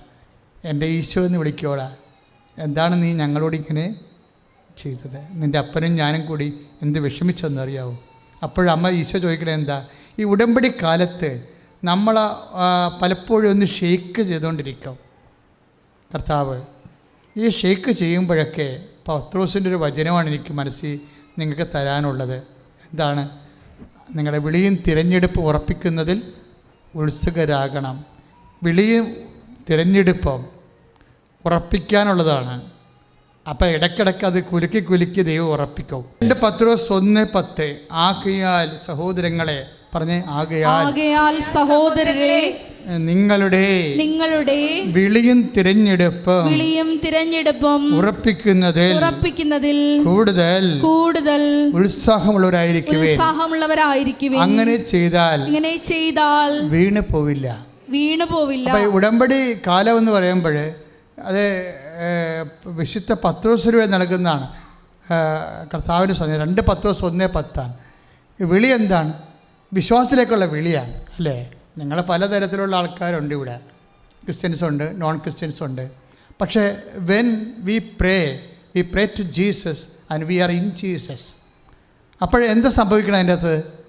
അതായത് ഈ വിശ്വാസത്തിൻ്റെ വിളി, പിന്നെ എന്താണ്? നിങ്ങളുടെ തിരഞ്ഞെടുപ്പ്. ഈ വിശ്വാസം എപ്പോഴും വർദ്ധിപ്പിക്കുന്നത് ഒരു തിരഞ്ഞെടുപ്പിലൂടെയാണ്. ഞാൻ തിരഞ്ഞെടുത്തത് എന്താണ്? വൈദിക വൃത്തിയാണ്, അല്ലേ? നിങ്ങൾ തിരഞ്ഞെടുത്ത കുടുംബജീവിതമാണ്, അല്ലേ? ഇത് തിരഞ്ഞെടുപ്പാണ്. അതിൽ മക്കളുണ്ടാകും, ഭർത്താവുണ്ടാകും, ഭാര്യ ഉണ്ടാകും. അവർ പല കയ്യാങ്കളി കാണിക്കുകയും ചെയ്യും, ഇല്ലേ? ഇതൊക്കെ ഇതിനകത്ത് ഈ വിളിയിലുള്ളതാണ്. അതുകൊണ്ട് പത്രോസ് എന്താ പറയണത്? മക്കളെ, വിളിയാണിത്. നിങ്ങൾ വിശ്വാസത്തിൻ്റെ വിളിയിൽ തിരഞ്ഞെടുത്തതാണ് കുടുംബജീവിതം. അതിൽ മക്കളുണ്ടാകും, ഭാര്യ ഉണ്ടാകും, ഭർത്താവുണ്ടാകും. അവർ പല അഭ്യാസങ്ങളും കാണിച്ചെന്ന് വരും. അപ്പം നിങ്ങൾ വീണ് പോകരുത്. എന്താ കാര്യം? ഉത്സാഹം. ആ വാക്കെഴുതിയിട്ടുണ്ട്. ഉടമ്പടിയിൽ ഇത് ബാധകമാണ്. എന്താ? ആകയാൽ സഹോദരങ്ങളെ നിങ്ങളുടെ വിളിയും തിരഞ്ഞെടുപ്പ് ഉറപ്പിക്കുന്നതിൽ കൂടുതൽ ഉത്സാഹം ഉണ്ടാകണം. ഇതിൽ വരുന്ന ഉത്സാഹമാണ് ഇതിൻ്റെ മെയിൻ സംഭവം. ഉത്സാഹം എന്ന് പറയുന്നത് എന്താണ്? എന്തൂസിയാസം എന്ന് പറയുന്നത് എന്താണ്? എൻതേയോസ് എന്നുവെച്ചാൽ അത് ഗ്രീക്കാണ്, ഇംഗ്ലീഷുകാരുടെ എടുത്തതാണ്. എൻതേയോസ് മീൻസ് ദൈവം, ദൈവം. എല്ലാത്തിലും ദൈവത്തെ കക്ഷി ചേർക്കണതാണ് എന്തൂസിയാസം എന്ന് പറയുന്നത്. അല്ലാതെ പെഗടിക്കണ എന്തൂസിയാസം അല്ല ഇത്. എന്തൂസിയാസം എന്നുള്ള വാക്ക് ഇന്ന് ആൾക്കാർ സെക്ഷലായിട്ടുള്ള തൈബിന് വരെ ഉപയോഗിക്കുന്നുണ്ട്. പക്ഷേ ആ വാക്ക് ആദ്യം ഉണ്ടാക്കിയിരിക്കുന്നത് എന്തിനാണ്? ഇപ്പം ഗുഡ് ബൈ എന്ന് പറഞ്ഞാൽ എന്താ അർത്ഥം? നമ്മൾ പിരിയുന്നെന്ന് എൻ്റെ അർത്ഥം അല്ല. ദൈവം ഗോഡ് ബി വിത്ത് യു, ദൈവം നിങ്ങളുടെ കൂടെ എന്നാണ് എൻ്റെ അർത്ഥം. ബൈബിളാണ്. ഇതെല്ലാം ഒരു മനുഷ്യൻ വിശ്വാസം ജീവിച്ചൊരു മനുഷ്യർ ഉണ്ടാക്കിയെടുത്ത ടെർമിനോളജികളാണിത്. അതിനെല്ലാം ആ അർത്ഥം ഇന്ന് പുതിയ തലമുറയ്ക്ക് വിശ്വാസം നഷ്ടപ്പെട്ടപ്പോൾ വേറെ കാര്യങ്ങളൊക്കെ അത് ഉപയോഗിക്കാൻ തുടങ്ങിയെന്ന് മാത്രമേ ഉള്ളൂ. പക്ഷേ ഒരു കാര്യം സത്യമാണ്, ഉത്സാഹം എപ്പോഴും ഉത്സാഹം തന്നെയാണ്.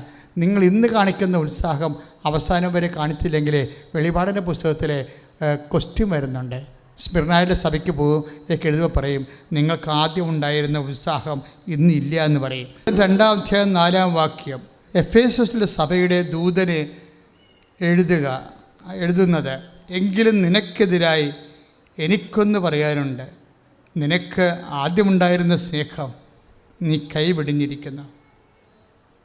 അതായത് മനുഷ്യന് ദൈവസ്നേഹം കുറയുമ്പോഴാണ് ബാക്കിയെല്ലാം കുറയണത്. ഇതെല്ലാം ആപ്പെക്സ് എന്ന് പറയണത് ദൈവസ്നേഹമാണ്. അപ്പം നിങ്ങൾക്ക് പശ്ചാത്താപം വേണമെന്ന് പറഞ്ഞോ? പശ്ചാത്താപം വേണമെങ്കിലും നിങ്ങൾ പശ്ചാത്താപം തരണമെന്ന് പ്രാർത്ഥിക്കരുത്. പശ്ചാത്തലമായിട്ടൊരു സാധനം ദൈവത്തിന് തരാൻ പറ്റത്തില്ല. നിങ്ങൾ പ്രാർത്ഥിക്കേണ്ടത് എനിക്ക് ദൈവസ്നേഹം തരണമെന്ന് പ്രാർത്ഥിക്കണം. അതിൻ്റെ ഫ്രൂട്ടായിട്ടാണ് പശ്ചാത്താപം വരണത്. മരമറിയാതെ കൊണ്ടേ കൊടിയിടരുത്. പറഞ്ഞ മനസ്സിലായില്ലേ? എനിക്ക് പശ്ചാത്താപം തരണമെന്ന് പറഞ്ഞുകൊണ്ട് തനത്താരും നിലവിളിക്കരുത്. മറിച്ച് എനിക്ക് ദൈവസ്നേഹം തരണമെന്ന് പറയണം. അതോടുകൂടി എല്ലാം വരും. എനിക്ക് വെള്ളം തരണമേ എന്ന് പറഞ്ഞ് കിടന്ന് കാറരുത്. മറിച്ച് ആദ്യം കറണ്ട് തരാൻ പ്രാർത്ഥിക്കണം.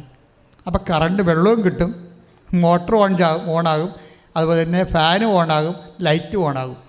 വെള്ളമാണ് പ്രശ്നം, കറണ്ടാണ് പ്രശ്നം. അതുകൊണ്ട് ദൈവസ്നേഹമാണ് നമ്മൾ ഫോക്കസ് ചെയ്യേണ്ടത്, അല്ല വേറെ ഒരു സാധനം ഫോക്കസ് ചെയ്യരുത്. എല്ലാ അനുഗ്രഹത്തിൻ്റെയും സോഴ്സ് എന്ന് പറയുന്നത് ദൈവസ്നേഹമാണ്. പ്രാർത്ഥിക്കുക, കർത്താവേ ഉടമ്പടി എടുക്കുന്നതോടുകൂടി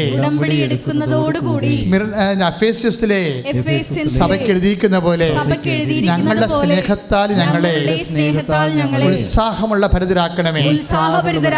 ദൈവസ്നേഹത്താൽ ഞങ്ങളെ ഉത്സാഹഭരിതരാക്കണമേ.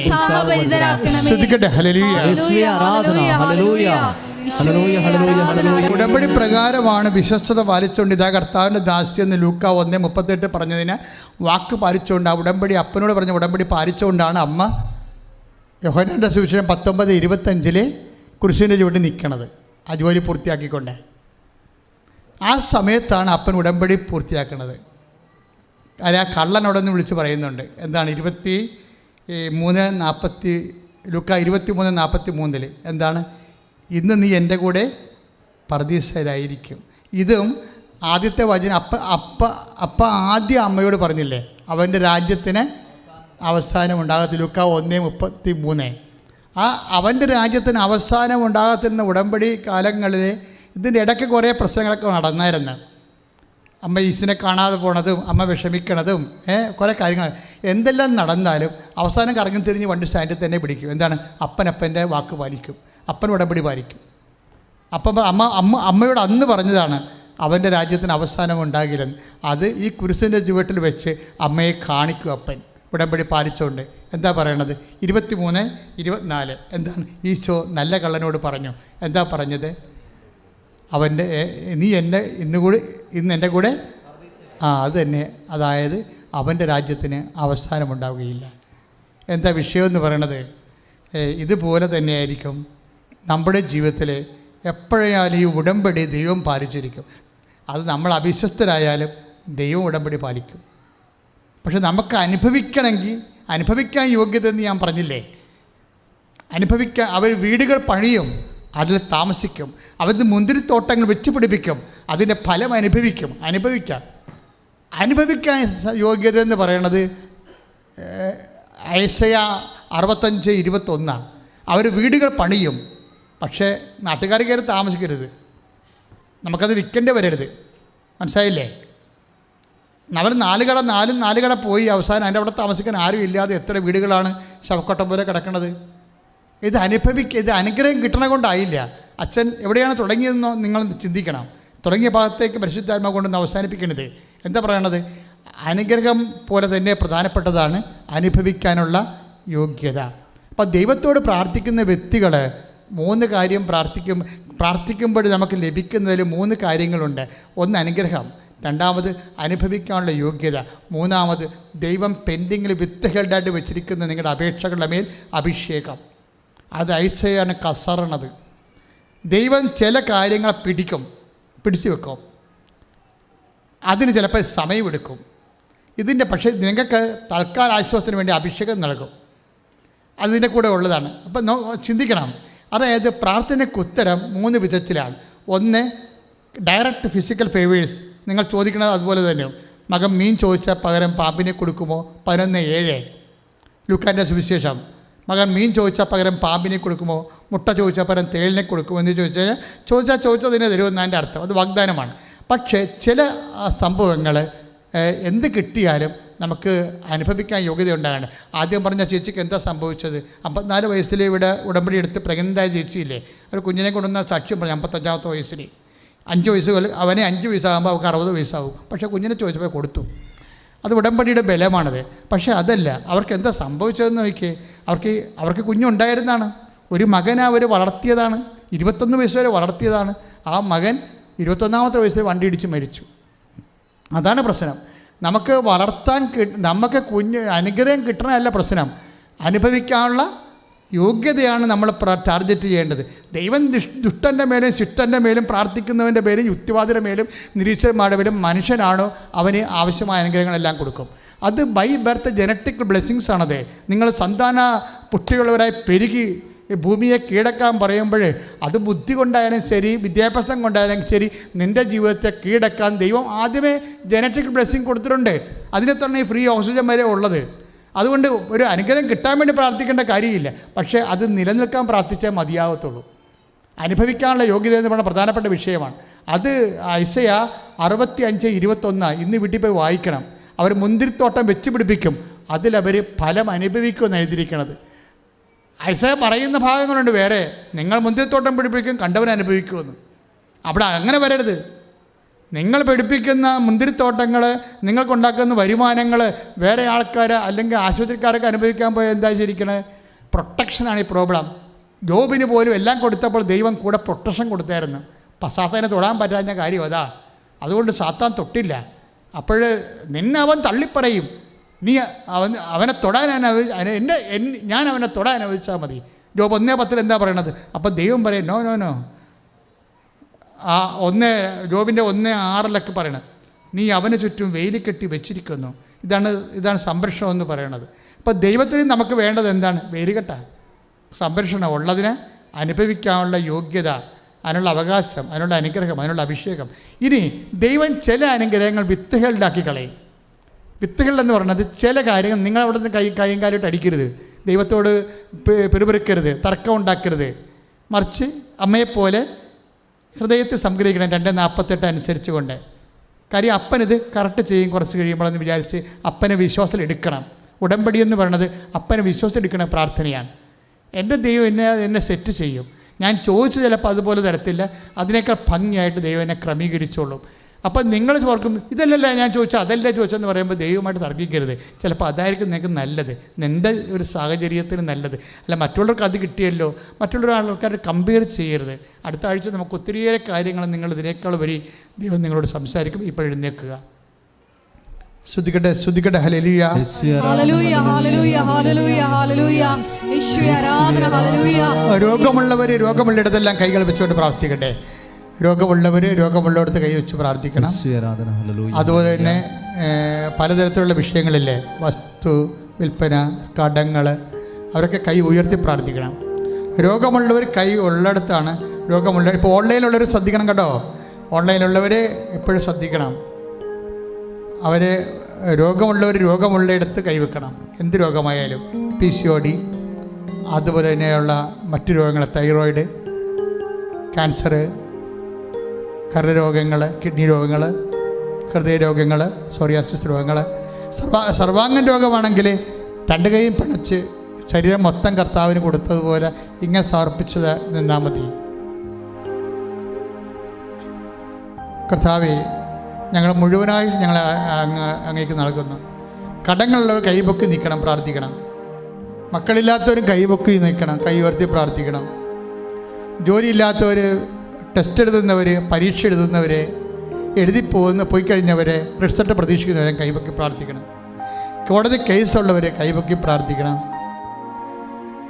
അതുപോലെ ജീവിതത്തിൻ്റെ വ്യത്യസ്തമായ മണ്ഡലങ്ങളിലെ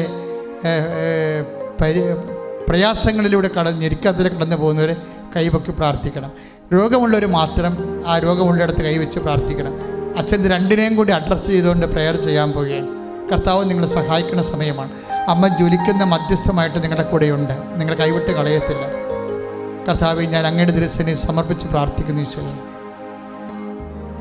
ഞാൻ അങ്ങയുടെ തിരുസനെ സമർപ്പിച്ച് പ്രാർത്ഥിച്ചു. രോഗമുള്ളവരെല്ലാം അങ്ങ് സ്പർശിക്കണം. അവിടെ കൈകളുടെ പകരം അങ്ങയുടെ കൈകൾ വെക്കണമെന്ന് പ്രാർത്ഥിക്കുന്നു.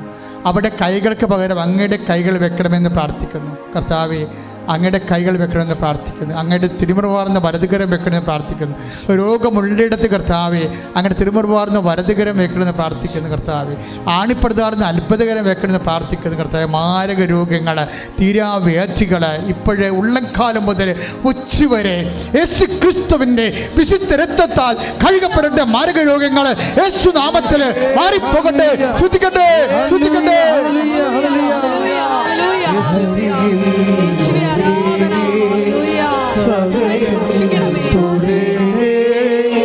സുഖമാ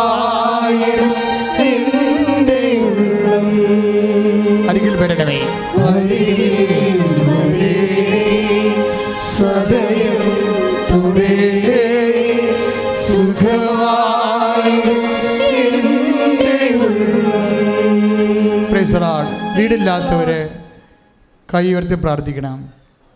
വീടില്ലാത്തവരെ, സ്ഥലമില്ലാത്തവരെ, വാടകയ്ക്ക് താമസിക്കുന്നവർ, ഒറ്റയ്ക്ക് താമസിക്കുന്നവർ, വരുമാന മാർഗമില്ലാത്തവർ, വരുമാന മാർഗം നിന്ന് പോയവർ, കടകൾ കമ്പോളങ്ങൾ നിന്ന് പോയവർ, ഏജൻസികൾ നിന്ന് പോയവർ, കമ്മീഷൻ ജോലികൾ നിന്ന് പോയവർ, എന്തൊക്കെയാണ് നിങ്ങൾക്ക് നഷ്ടപ്പെട്ട് വരുമാനമാർഗം നഷ്ടപ്പെട്ടവർ, അവർ കൈ ഉയർത്തിക്കൊണ്ട് പ്രാർത്ഥിക്കണം. ബാങ്കിൽ അടക്കാനുള്ളവർ, ജപ്തി അവിടെ വന്നിരിക്കുന്നവർ, നിങ്ങൾ ലോൺ എടുക്കാൻ വേണ്ടി പരിശ്രമിച്ചിട്ട് അത് നടക്കാത്തവരൊക്കെ കൈ ഉയർത്തിയാണ് പ്രാർത്ഥിക്കേണ്ടത്. ഇപ്പോഴേ കോടതി കേസുള്ളവർ, മറ്റുള്ളവരുടെ കേസ് കൊടുത്തിരിക്കുന്നവർ, നിങ്ങൾ കൊടുത്തിരിക്കുന്ന കേസിന് സമാധാനം കിട്ടാത്തവർ കൈ ഉയർത്തി പ്രാർത്ഥിക്കണം. മക്കളെ ഓർത്ത് വേദനിക്കുന്നവർ, അവിടെ തെറ്റായ പ്രണയബന്ധങ്ങൾ അകപ്പെട്ടിരിക്കുന്നവർ, മക്കളില്ലാത്തവർ കൈ ഉയർത്തി പ്രാർത്ഥിക്കണം. മക്കളുടെ കല്യാണം ഒക്കാത്തവർ കൈ ഉയർത്തി പ്രാർത്ഥിക്കണം. അതുപോലെ തന്നെ സ്ഥലമില്ലാത്തവർ, വഴിയില്ലാത്തവർ, വെളിച്ചം കിട്ടാത്തവർ, പല തർക്കങ്ങളിലും എല്ലാം തർക്കപ്പുരയിടങ്ങളിൽ താമസിക്കുന്നവർ, എപ്പോഴും അതിനുള്ള വേലി പോലും കെട്ടാൻ പറ്റാത്തവർ, ഭാഗവിടപടി നടക്കാത്തവർ, വീട് മാറി താമസിക്കാൻ പറ്റാത്തവർ, വീട് വെക്കാൻ പറ്റാതെ ഉറഞ്ഞു കിടക്കുന്നവർ, ഇവിടുന്ന് ഒന്നും കിട്ടാൻ നിർവാഹമില്ലാത്തവർ കൈ ഉയർത്തിക്കൊണ്ട് പ്രാർത്ഥിക്കണം. മക്കളെ ഓർത്ത് വിഷമിക്കുന്നവർ, മക്കളുടെ വിദ്യാഭ്യാസം, മക്കളുടെ ജോലി, വിദേശ ജോലിക്ക് വേണ്ടി ശ്രമിക്കുന്നവർ, വിസാര ഇൻ്റർവ്യൂവിന് വേണ്ടി വിളിക്കപ്പെട്ടിരിക്കുന്നവർ, പ്രൊഫഷണൽ എക്സാമിന് വേണ്ടി ശ്രമിക്കുന്നവർ, മത്സര പരീക്ഷകൾ, യോഗ്യതാ പരീക്ഷകൾ, എല്ലാവരും കൈയുയർത്തി പ്രാർത്ഥിക്കട്ടെ. കൃപാസന ആൾക്കാരെ ജീവനോടെ ഇരിക്കുന്ന പരിശുദ്ധ കുർബാനയുടെ അടിയിൽ പ്രത്യക്ഷപ്പെട്ട ഈശോയുടെ മുന്നേ പരിശുദ്ധ അമ്മയുടെ മധ്യത്തിൽ ഞാൻ നിന്ന് പ്രാർത്ഥിക്കുമ്പോൾ, അമ്മേ, ലോകമേ, ഇപ്പോഴേ കർത്താവിൻ്റെ നാമം മഹത്വപ്പെടാൻ ഇടയാക്കണമേ. സ്തുതിക്കട്ടെ, സ്തുതിക്കട്ടെ. Hallelujah, hallelujah, hallelujah, hallelujah.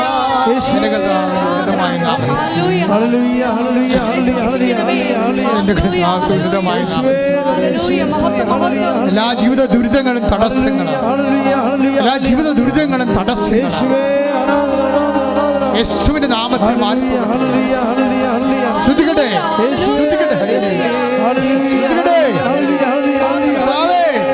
വിശുദ്ധ രക്തം അവസ്മാര രോഗികള്, രോഗികള്, ജീവിത ദുരിതങ്ങള്, ദേശത്തിന് വേണ്ടി ജോലിക്ക് വേണ്ടി പോകാൻ ശ്രമിക്കുന്നവര്, ജോലി നഷ്ടപ്പെട്ടവര്, പ്രൊമോഷൻ തടയപ്പെട്ടവര്, കർത്താവേ, എല്ലാവരെയും സമയത്ത് പ്രാർത്ഥിക്കുന്നു.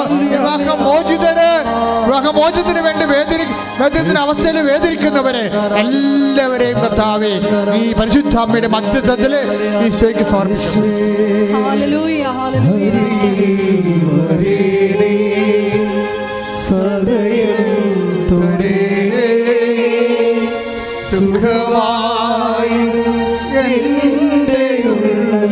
മൗനമായി പ്രാർത്ഥിക്കാൻ അടച്ച് മൗനമായിട്ട് പ്രാർത്ഥിക്കും.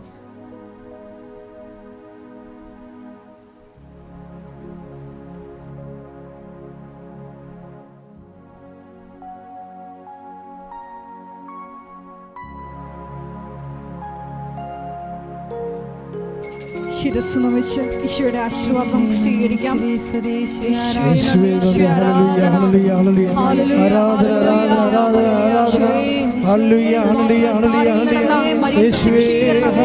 സഭയുടെ അധികാരം ഉപയോഗിച്ചുകൊണ്ട് പഠിക്കുവാനുള്ള വലിയ മുന്നോട്ട് വെച്ചിരിക്കുന്ന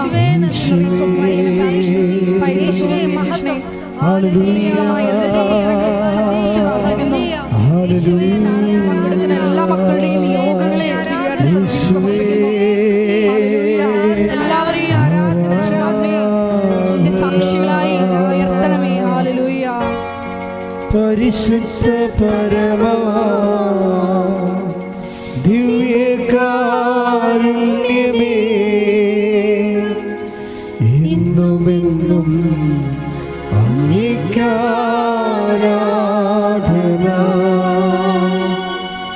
പരിശുദ്ധ പരമ ദിവ്യകാരുണ്യമേ, എന്നുമെന്നും അങ്ങേക്കാരാധന.